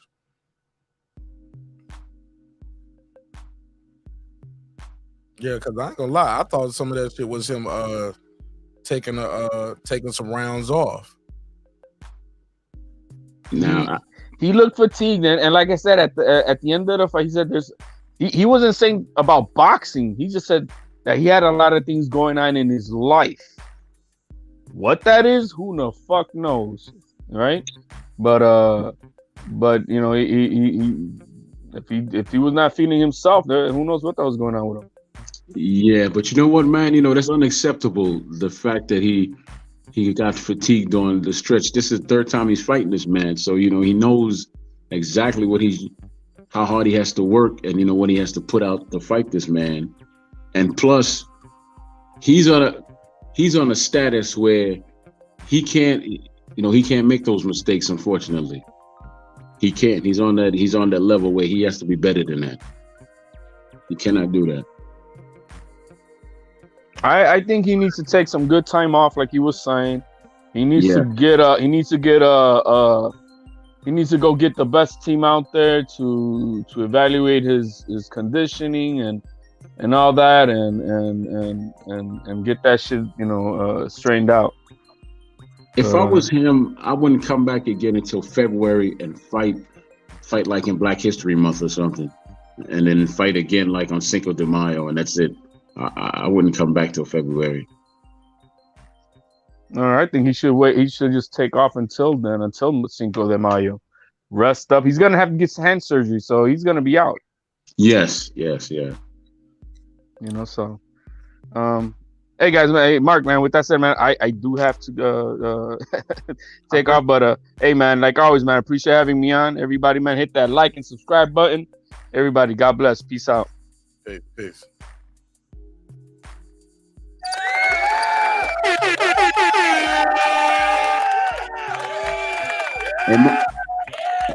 Hey, Mark, you know what? Real quick, you know, I'm sorry I missed that conversation you had. Was it Saturday or Friday? I think it was Friday. You had a conversation about, you know, the Woman King. I'm sorry I missed that one. Oh, yeah. That conversation was more than about that. I saw the movie though, so it was a good. I actually liked it, and I plan on seeing it again. Oh, good shit, good shit. You enjoyed the movie? You enjoyed the story and everything? I enjoyed the writing. I enjoyed the story. I enjoyed the fight scenes, all of that. Well, that's good. That's good. I heard somebody else say they enjoyed it. They was like, I enjoyed the writing. They say even though they say watching it, you can't tell it was written by some white ladies. It was a good story. Good, regardless. Well, you know what? It showcased the women in a very powerful light, but at the same time, there was always a humbling force in there that was a man that kept everything even. I'm not going to tell the whole movie, but I'm going to take my granddaughter to see it, even though she's only 2. She might not get it, but there's some type of energy that comes off, so she'll understand when she gets older. What kind of energy? Empowering. It's it goes through a lot of different things. It's empowering. Yeah, it's a real good movie. All right. I'll definitely check it out. I'm definitely still gonna watch it. Yeah. You know, I even paid more for it because I went to IMAX and saw it. All right. Well, at least you're supporting something you fuck with. Because you ain't buying no boxing matches. Nah, because there's nothing I want to see really. And after I left. Hello? Yeah. Yeah, you watched this fight. Actually, no, I just woke up 2 hours ago, so I missed the fight. You didn't even see the fight. Nah, I was asleep. You pulled up on the episode about a fight that you didn't see. I called to explain my comment. I wasn't talking, about the Canelo and them fight. Type the thumbnail before you click the link, though. Okay. I know that. Right. I know that. Yeah. Fair enough. And where's my biscuit and beans at, man? I ain't so much fucking made. Oh, I'm talking to Rob on films. Oh, my bad. I was like, ain't your motherfucking made. That nigga said, "Where my biscuit and beans at?" He talking to you, Rob G. Damn, what's up, man? He talking to you. I don't know why. That nigga said, "Where's biscuits and beans at, Rob G?" I'm confused, man. Why are you talking to me? That was a joke between me and old boy here, Tay, because I told him that I'll come to Alabama. Okay, because you want that beans and biscuits, man. Yeah. Yeah. That's what it is, man. You want that beans and biscuits, man. Actually, I actually had a serious question for you because you do films for real, right, Rob? Absolutely. What's up, man? What's up, Troy? Yeah, man. Did you see the movie? What movie? The movie Friday episode. Troy trying to talk about that on a boxing show tonight. We here for Canelo Triple G, and he's trying to ask you about a movie called The Woman King. Y'all can hear me. Okay. So my opinion, man. You about that, man. Y'all can talk about that offline.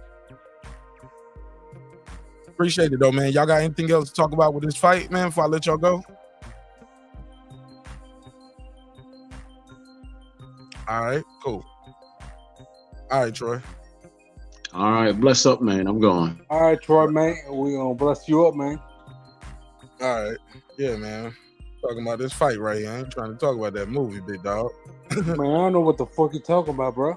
I don't know what neither, big dog. It's all good. They said Triple G after getting hit by Canelo and realizing he's 40. Look at this shit right here. Goddamn, man, this motherfucker tripping, man.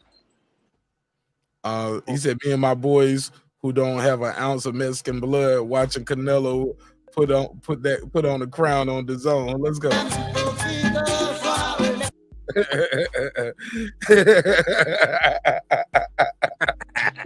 Said we ain't got an ounce of Mexican blood, but this us dancing. Look at Rick Ross. Hey man, y'all must motherfucking know. Go ahead. Yes, man. What you talking about, man? Yo, Twitter. Hey man, y'all must not know about my kids, man. Yeah, man. Twitter be lit. That's what I'm saying, man. What the fuck you know about my kids in Santiago, man? They don't know about it. He said, exactly, man. He said, "Don't run away from this man anymore." All right, let's see if we get that fight. I have no what the fuck idea what fucking Troy is talking about, man. We passed that, bro. I'm on to the next one, bro. Let's keep it moving. All right, man. Marquez from Santiago, man. Yeah, man. Yeah, that's it for me, man. I hope y'all enjoyed the night of boxing. Appreciate it, Rob G. You got anything you want to say before I let you go? Nah, man. Just salute to you, bro. Keep doing your thing, man. All right, man.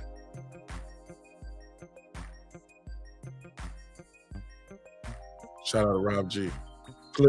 Clip said, let me see what they saying in the chat. He said, Lisa Bells, "I'm in love, Queen. Carmen Serene is so beautiful and I love her." You got to talk to her, man. Ben Adams, you got to have a real conversation with her, man.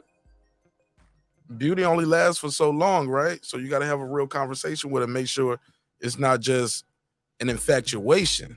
You know what I'm saying? Talk to her. Get to know her. Get to know her mind. You know what I'm saying? Know what she likes, what she don't like. Yeah. Go ahead, shoot your shot, Ben Adams. Got to do more than the chat, though, man. You got to do more than the chat. You're going to have to fly out. You know what I'm saying? Got to do that, Benny. Got to do it. He said, Carmen Serene is the GOAT. She's so beautiful, and I love her. Ben, how old are you, big dog? How old are you, Ben?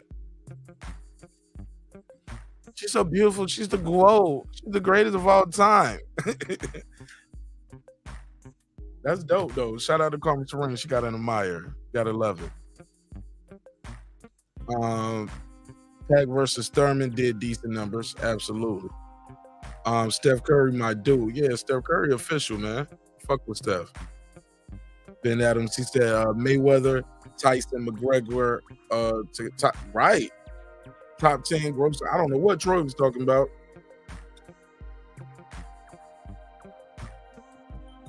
But I'm fair. I let him get his bars off. Somebody said Ali for closed circuit. Ali did numbers too. Everybody was around watching those joints. What's up, Rob G? What's going down, man? What's up? Not much, man. You clicked the link. Yeah, I thought we were going down, man. Go ahead. I'm reading the chat. What's on your mind? Not much, man. Got anything to add? No, man. I was just asking. Like, I mean, the link is out there, but if you ain't got nothing to add, I mean, you ain't got to just hang out. Okay. If you got something to add. No, man. Other than blurting some random blurts about Troy. Like what is that? What I'm saying, bro. All right, man. No, I'm about to go check it out right now. Did y'all hear Canelo post press conference? No. About to go check it out. I saw some clips of it though. I mean, I read the clips of it. Well played, Nash. Yeah, I ain't about to be arguing with homie. Yeah, he said Troy be trying to change the mood, trying to change the vibe. Man, I ain't talking about that movie right now, man. It ain't nothing personal, but that was Friday's show. Today is Saturday. I'll be on to the next one. Let me go over here and check out this Canelo post-fight press conference. Let me check that out. See anything good came from this. Did hear him say he admitted to being a little altered, right? Altered at the end. Let's hear it. Let's see this. Chepo,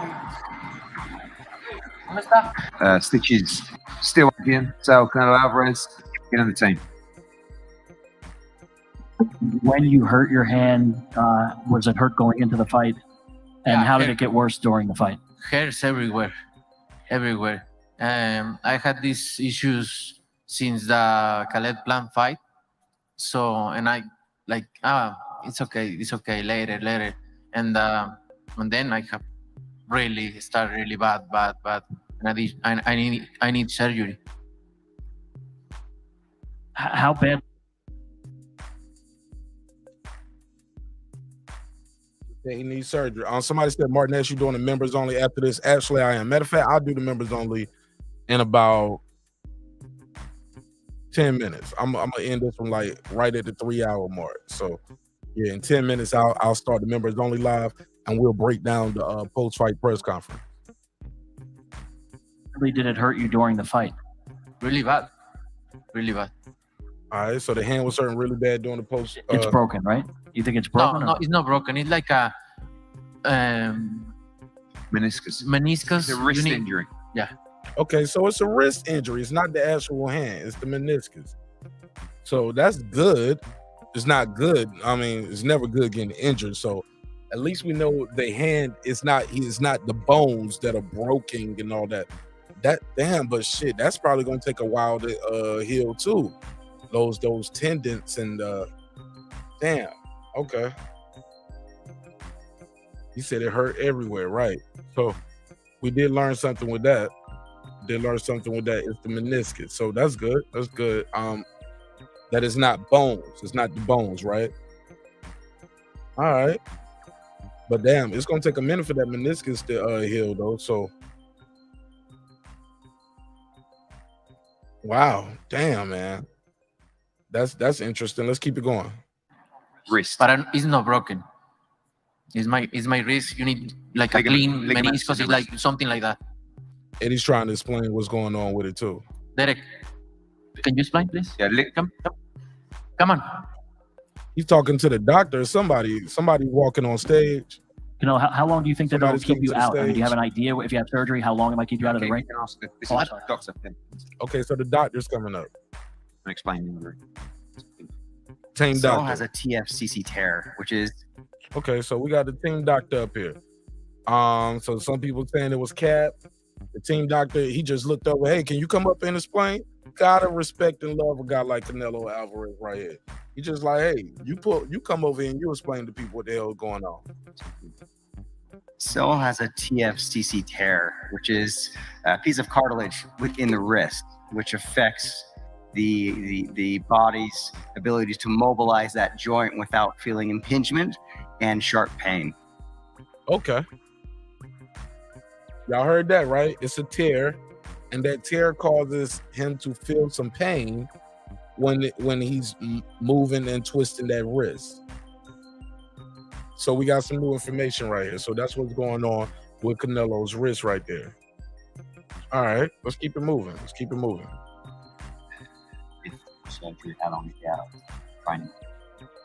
If he has a surgery, depending on what the surgeon decides, probably 6 to 8 to 12 weeks, depending on the rehabilitation, if it's successful. All right, so about 6. Hold on, did he say 6 to 8 to 12 weeks? How many weeks did he say? It's probably 6 to 8 to 12 weeks. Damn, that's a big jump. That's Depending on the double. rehabilitation, if it's successful. That's double. That's like somebody saying, you want $1 million or you want $2 million? He said 6 to 8 to 12 weeks. Shit, 12 weeks is 3 months. And that's just a rehabilitation. So then you got to train and get ready for a fight. Which will be another. So that'll be, yeah, that's shit. That sounds like it's about, he'll be back in May, it sounds like. That sounds like he might be back around May. That'll give him 6 to 8 to 12 weeks, and you'll have time to, you'll have a whole nother healing process after that. As far as a training process, and then you got to fight. So he could be back in May. Sounds like he can be back in May. Let's go. But I'm gonna take my time.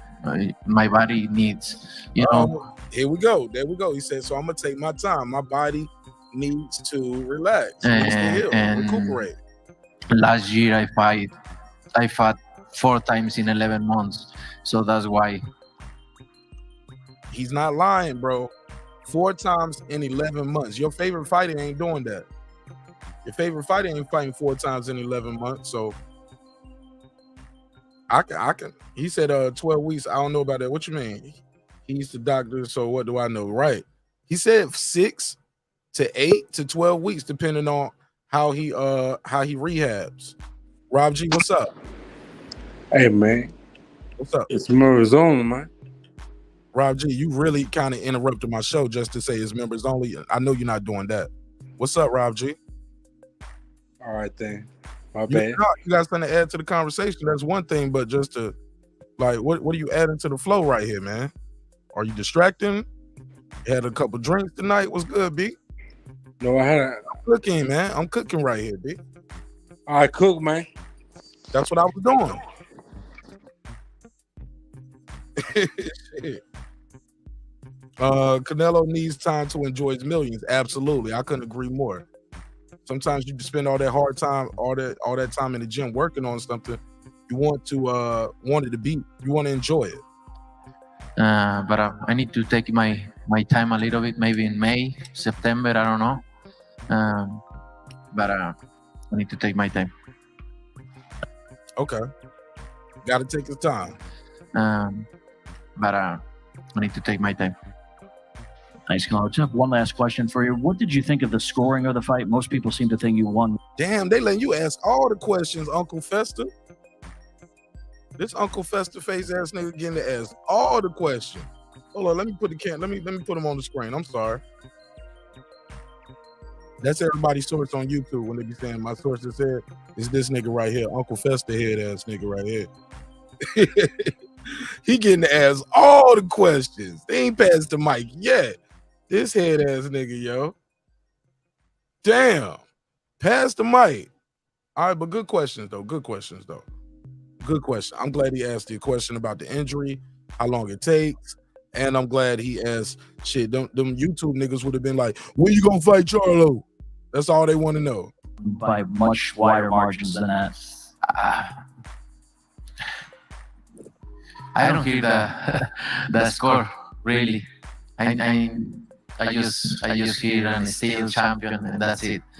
Look, I respect the judges and they see that, it's fine. I'm okay. Win is a win. A win is a motherfucking win. I ain't mad at it. See, and that's how you got to think too. When you at the top, you can't get consumed by like, I beat him by a bigger margin than that. Look, unanimous decision. I won the fight, man. He knows where he at. He know what it is. Yeah, they probably gave your boy some pity rounds right here, but way to take the high road, Canelo. Way to take the high road. Canelo teaching y'all how to be an ambassador in the sport right here too. He's handling this shit with grace right here. But I get it, man. I was telling somebody, who was I talking to? I think it was Sir Senior I was talking to earlier today, and we was watching the second Triple G fight over, and I was like, yo, a lot of y'all are letting history pass you by and not enjoying these fights because of your disdain.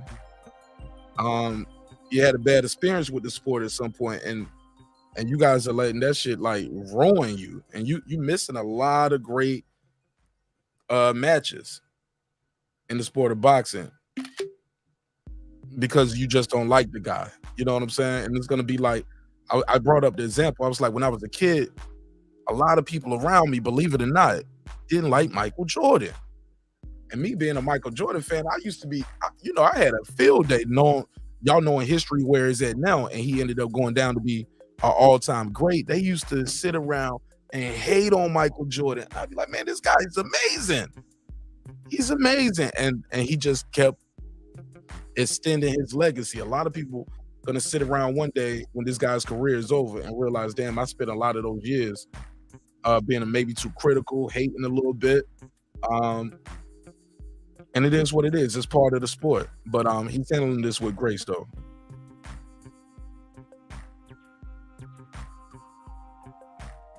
Yep. I'm sorry. Hey, Canelo, Ben with ESPN. Overall, the first 8 rounds looked a lot different than the first two fights. Why do you think that was the case, and what do you think changed from the 9th round onward? ¿Qué piensas que cambió después de los 8 rounds que fueron? Esos 8 rounds de esta pelea fueron muy diferentes a las primeras 2. Después del 8º round, obviamente, llegó un poquito la fatiga, ¿no? Porque no pudimos hacer explosiones, hacer mucho costal en el gimnasio y llegó un poquito la fatiga, pero la verdad es que estoy contento, a pesar de todos los problemas que tuve en mi campamento, estoy contento con lo que hicimos hoy. I think towards the end of the fight today, I obviously started to get a bit fatigued, and that's because we've not been able to work explosively in the gym. But despite all the problems that we've had, I was really happy with my performance tonight. Couldn't be too explosive because of that damn wrist injury. So, HLD, I want that checkmate back, please. Thank you. Let me get that checkmate back from you. Rewind. Sorry, HLD. That's why. And it makes sense. I hate when people say he making excuses for why he didn't knock him out. Bro, he won that fight. Got a unanimous decision. Unanimous decision. It is what it is. Like, so, nah, I'm not gonna, that makes sense, bro. If you got an injury before the fight, you can't push yourself as hard as you can, as far as your body can go in the training camp if you already got an injury. And then he didn't make no excuses. Charlo pulled out. Castaño had pulled out of fights. Like, come on, man. This guy's still winning there. He made his date and went in there and won this fight, coming off a loss too. Right here, Canelo. Henry, feel here. congratulations on the victory.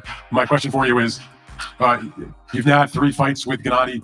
The first 2, whatever people think of the results of each fight, they were considered highly controversial, whether they thought you won or a draw or that he won. Tonight was the first time where there seems to be clear agreement that whatever the scores were, close or not, you were the clear winner. Can you describe your satisfaction of finishing the trilogy and doing so by having a result in a fight that nobody is going to dispute, that you were the better man tonight, that you were the rightful winner of the fight?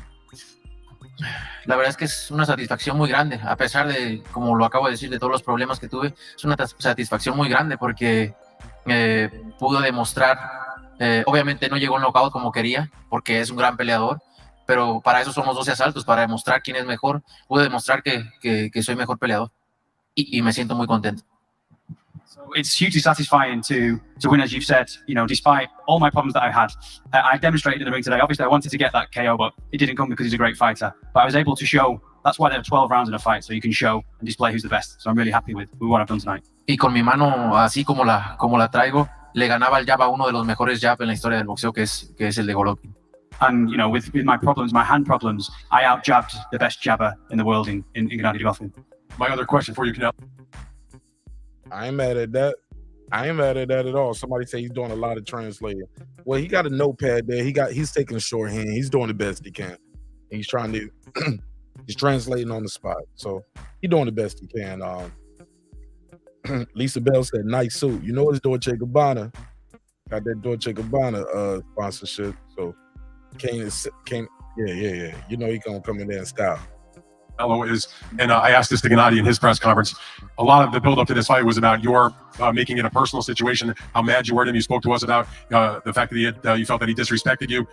And then as soon as the fight was over, you guys were hugging and kissing like you were best friends. Ain't nobody kissing, man. Stop that shit, Dan Raphael. Dan Raphael, stop that moist-ass shit. Won't nobody in there kissing. They hugged it out like true competitors. Why you got to make this shit some homosexual shit? I wonder, how does that go in your mind that you can go from having that kind of bad feeling to now it's just gone, let it win? I respect him like as a fighter, no? As a person, I don't know. But I'm not gonna put in that level because I consider myself a good person. So I say to him, I'm glad to share the ring with you, and we give the people 3 good fights. So, and I'm glad to share the ring with him and have these 3 fights is gonna be in the history of boxing. And just one last thing, they said, did you have to get stitches backstage? Yeah, 5, 6. Where were they given to you? Where are they? On your, okay. On his face, stupid. Right there above the eye. He had a cut over his right eye. Dan Raphael, did your dumb ass even watch the fight? You didn't know Canelo had a cut on his right eye? You don't see the stitches right here on the right eye? Look at the eye. Come on, Dan Raphael. Get your ass out of here. ESPN need to fire you. Yahoo Sports need to fire your ass like ESPN did. You don't know shit about boxing. Okay. Very good. Thank you. Thank you. Fuck Dan. Don't thank him, Canelo. He ain't your boy. Triple G was able to come on Radio Raheem and cause you quite a bit of difficulty. What was the difference for you between the first day and the last 4? Like I say, I get a little tired because I don't be able to train like we always train. But look, I'm happy with my performance today. Right, he did what he supposed to do. Radio Raheem, hurry up and pass the mic. Y'all disrespecting the king. And your opponents might be seeing ways to beat you in the G fight that people. Today. And lastly, do you think between the Bivol fight and now this Triple G fight that people are, and your opponents might be seeing ways to beat you and see a strategy going forward where maybe they try to get you tired and come on in the end? Yeah, look, everybody can see in outside of the ring they can beat me, but very few person can beat me. So he was about to say, but nobody, but he was like, okay, I lost twice. Okay, I lost twice. And Canelo's right. Out from the outside looking in, yeah, you probably think you can go in there and beat him. But it ain't as easy as it looks once you get in the ring. Tell the truth. Tell him, Canelo. Talking about your opponents find ways to beat you. Triple G didn't beat him, though. Radio Raheem. Triple G didn't beat him. Fuck you, man. It's very difficult to beat me. Thank you. Sit your ass down. Pass the mic.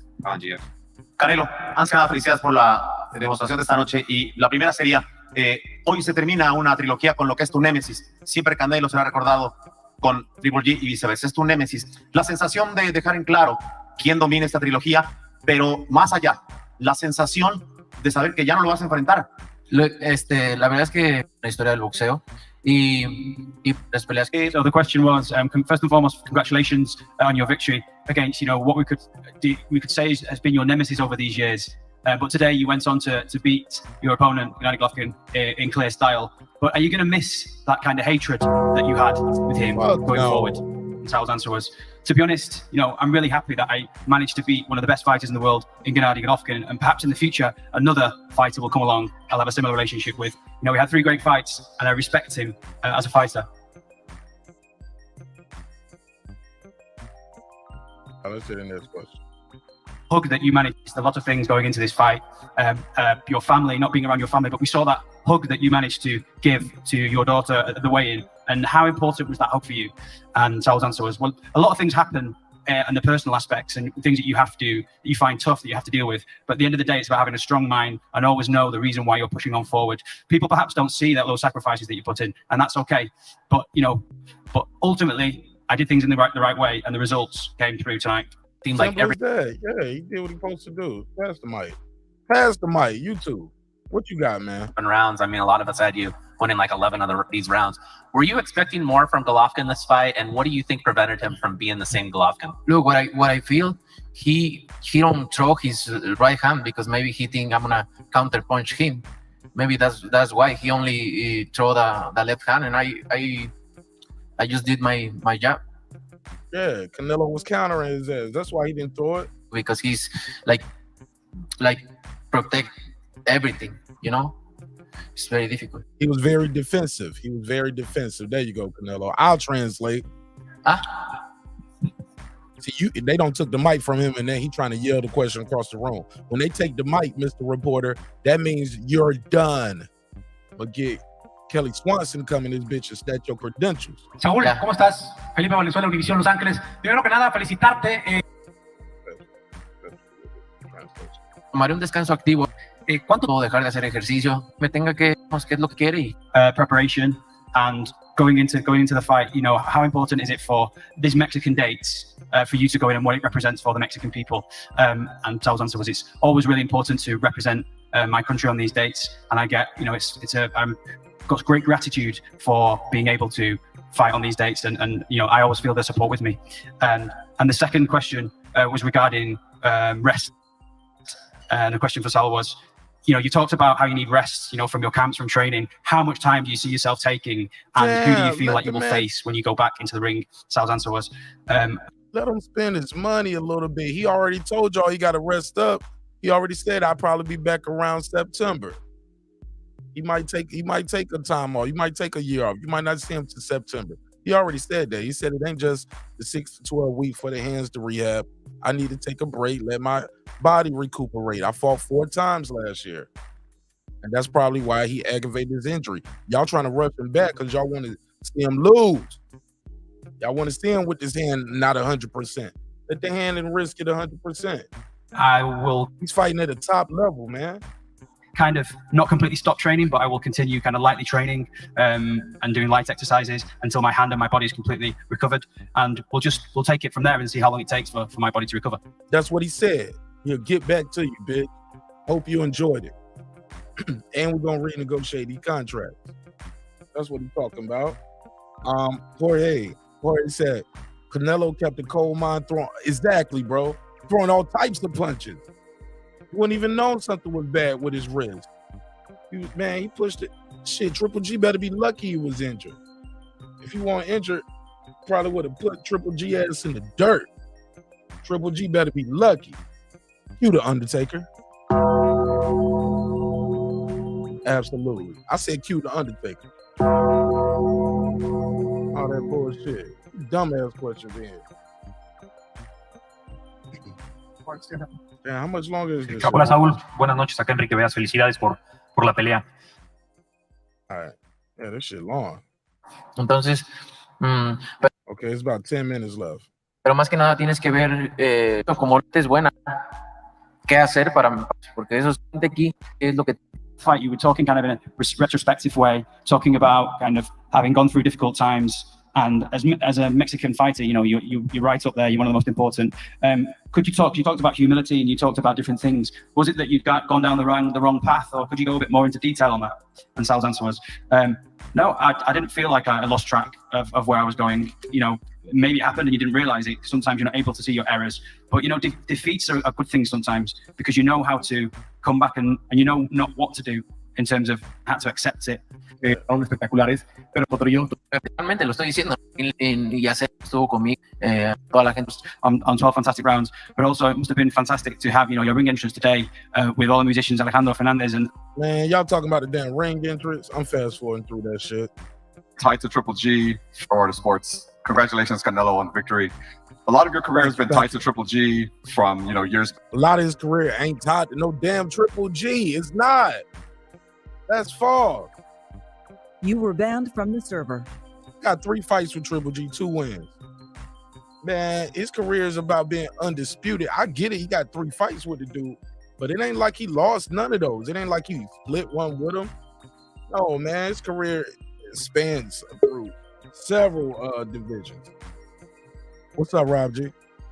Hey, man, I want to say, man, Canelo started with, what's his name? Austin Trout. I'm listening. Go ahead. That's all I'm going to say, man. I started with Austin Trout and then went to Floyd Mayweather. And then it continued on after that. Right.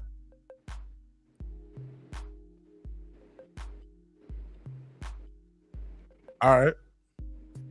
Back, and now it's over. You've obviously accomplished a lot in your career. Where does the completion of this trilogy rank for you in the history of Canelo personally? No, es muy importante. Yo creo que en el boxeo, para el boxeo es una de las trilogías más importantes.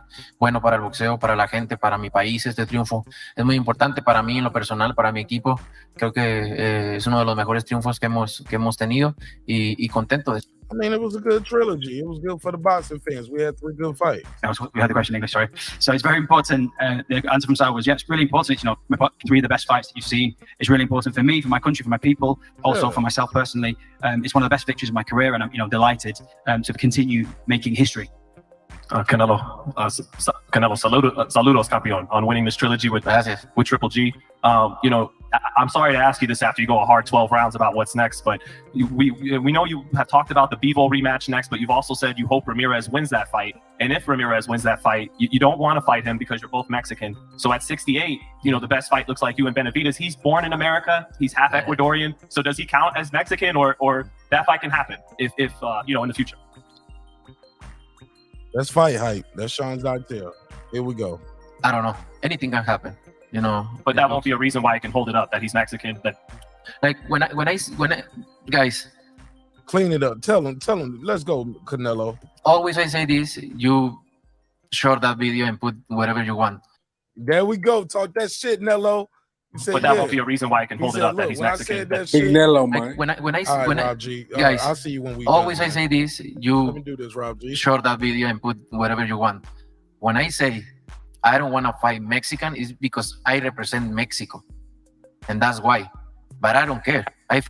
Y'all heard him? Fight anybody, and I fight all my entire life anybody. What do you think? I don't want to fight with Juan Mexico or Benavidez. But look. I hear his dad talking a lot of shit. But look, he's accomplished nothing. Talk that shit, Canelo! Rob G, I'm gonna see you on members only, Rob G, because you kind of talking over me and you distracting me from hosting right now. So just type it in the chat, Rob G. I can see the chat. I gotta host the show, baby. I can't get distracted. Just type it in the chat, homie. Let's go, Canelo. Let's go. Where you want? I love that energy. I fucking love that energy. Let's hear that again. I need to hear that again. Shots fired. Shots fired. Shots fired. Shots fired. Shots fired. One more time. Shots fired. Shots fired. Let's go, Canelo. Let's hear it again. I say I don't want to fight Mexican is because I represent Mexico. He said I don't want to fight Mexican because I represent Mexico. But I've been fighting everybody my whole life. Let's go. And that's why. But I don't care. I fight anybody. And I fight all my entire life anybody. What do you think? I don't want to fight with Juan Mexico or Benavides. But look. Yeah, what y'all think? I don't want to fight Juan Benavides. What'd he do? I hear his dad talking a lot of shit. I hear his dad talking that shit. I hear his dad talking shit. Let's go, Canelo.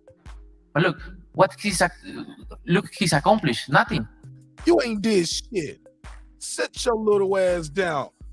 It's the big fish for real right here, homie. Let's go. Sit your little ass down. I love this Canelo. I love this type of Canelo energy. Let's go. He said he ain't did shit. One single champion, Anthony Dirrell. What? He fought one champion, Anthony Dirrell. Canelo know his shit. Y'all better stop playing with the big fish, the big red fish. Let's go. I hear his dad talking a lot of shit. But look, what he's accomplished. Nothing. One single champion, Anthony Dirrell. And he's like, nigga, what? He's shrugging it off like, you fought one single champion, Anthony Dirrell. You bitch ass nigga. No, he ain't say that. He ain't say that.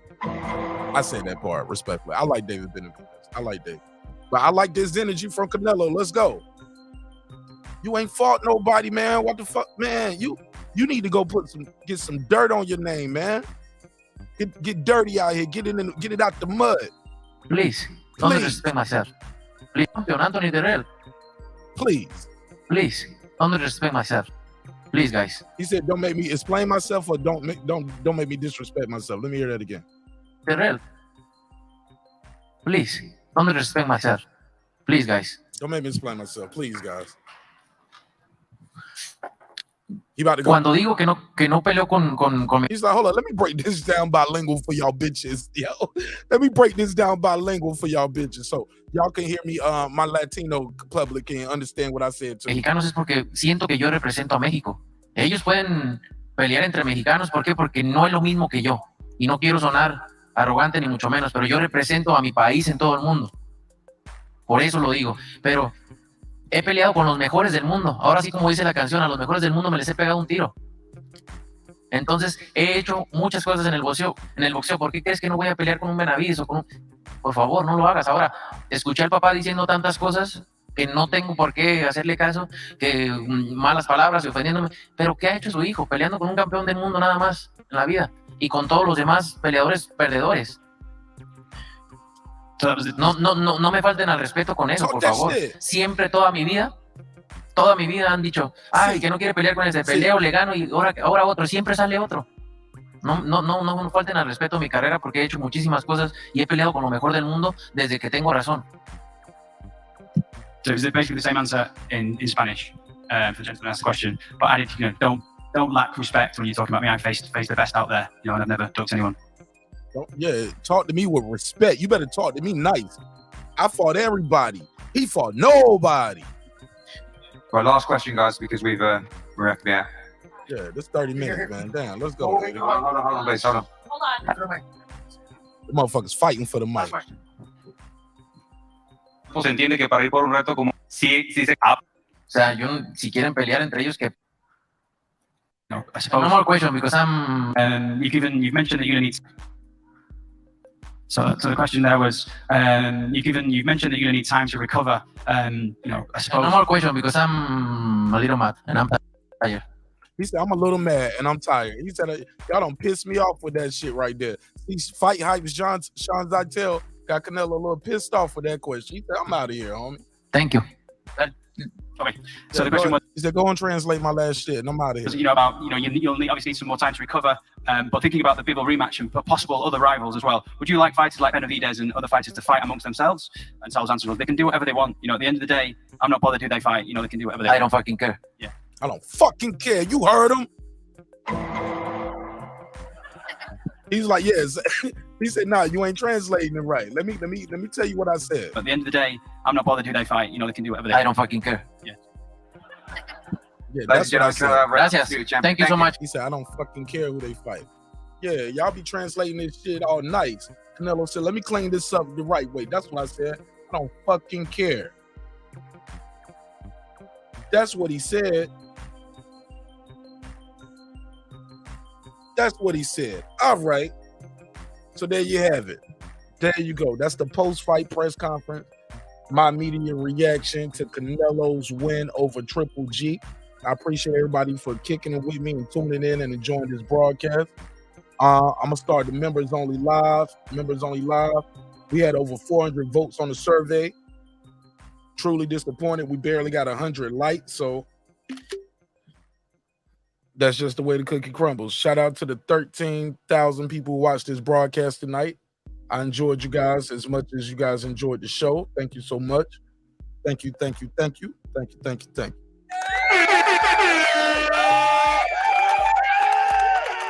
I'm gonna put the survey up. Put the survey up so we can see what the survey was saying, and we'll wrap it up after that. What did you guys think of the fight? 400 votes in the survey. 43% said good fight. 29% said it was boring. 18% said I expected more. And 10% said I expected this. So over half of you guys enjoyed the fight and you expected this. So that's 53% that expected this win and expected the outcome and thought it was a good fight. So that's 53%. The other 47% of y'all, hey, you got another fight coming up soon. Let's see how that turns out. What's our boxing schedule? Let me see where we at. What we got next? Boom. Let me see. We got Shakur Stevenson versus that's on a Friday. So next Friday, September the 23rd. September the 23rd. We got an ESPN fight on Friday night fight, September the 23rd. Shakur Stevenson versus Robson Canseco. Yeah, I remember him. On Saturday, we got ESPN and BT Sport event. Joe Joyce versus Joseph Parker. That's a heavyweight matchup. I think that's a title eliminator as well. So that should be interesting. So Shakur is going to defend his WBC and WBO featherweight titles next Friday. Joe Joyce on Saturday has a title eliminator. And that's on ESPN for us, BT Sports in the UK. And on Saturday, September the 24th, we have a DAZN matchup as well. So we have, also next Saturday, Floyd Mayweather is fighting on Fight TV. That's the Makoru Asakura. Floyd is fighting Makoru Asakura on September the 24th. Immediately following that, we got Conor Benn versus Eubank Jr. October the 8th. Sebastian Fundora versus Ocampo. We haven't seen Ocampo really since he fought EJ. Damn. And he's fighting at 54 versus Sebastian. That's the Inferno right there. The Inferno Tornado, Sebastian Fundora. So we got fights the next 2 weeks. So look for me if you pull up for these post-fight breakdowns and media reactions. We're gonna do the next one for you guys next Friday. So next weekend we're gonna be here all weekend. So Friday, Saturday, we got a day card on Saturday, then we got the Mayweather fight on Saturday night. So we'll cover that too. So with that said, man, let me wrap this one up. Hope y'all enjoy it as much as you Viva la Mexico, cabrones. He said, Viva el marqnash. I like it. I appreciate it, fam. Trying to be great out here. Trying to be great. All right. So with that said, I love y'all. Hope you love yourself. If not, guess what? God loves you, and so does marqnash in the neighborhood here at Breaking Beats. Remember, dreams require sleep. Goals require effort. Go out there and get your goals. Go to marqnash.com. Marqnash.com. Get you a t-shirt, a hoodie, coffee mug, a notepad, a rug, or something. Yeah. Support the show. If you like this content, you can definitely send me a cash app at marqnash, MARQNASH, or join the membership. We got the membership going now for a couple months. Definitely sign up for membership. I'm very heavy over there. And we also have the Patreon with exclusive content, and we'll do videos over there where I break down how I put the show together and help you on your YouTube journey. With that said, that's it for me, man. Look, sometimes when we have these conversations, it can get a little crazy, get a little hectic. People argue, a little beefing goes on. I understand it. I get it. Shit, I actually expect it at this point. But never forget, homie. Never ever forget. I built this shit. Me. Brick by brick. And I'll be damned if I let you tear it down just because you don't like the way another nigga talk. Drive, motherfucker. This that squad side.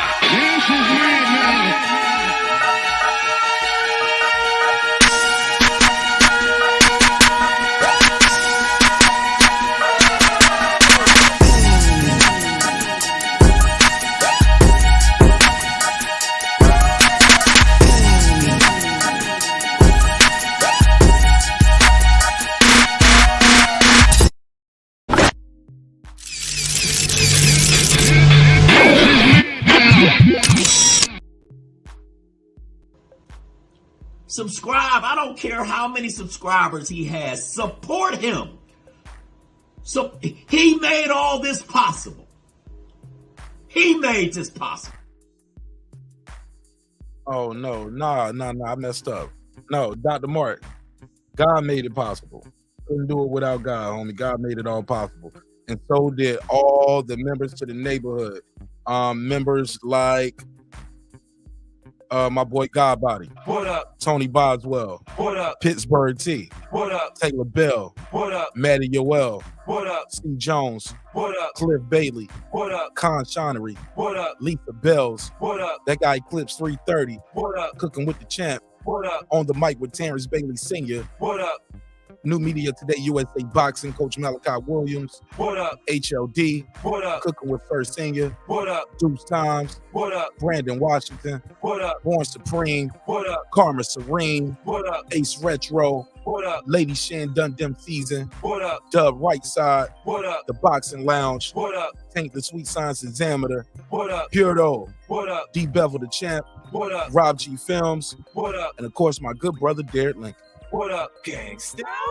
Thank y'all for your time, your energy. Hope y'all enjoyed this show. I will see you on Members Only in 5 minutes.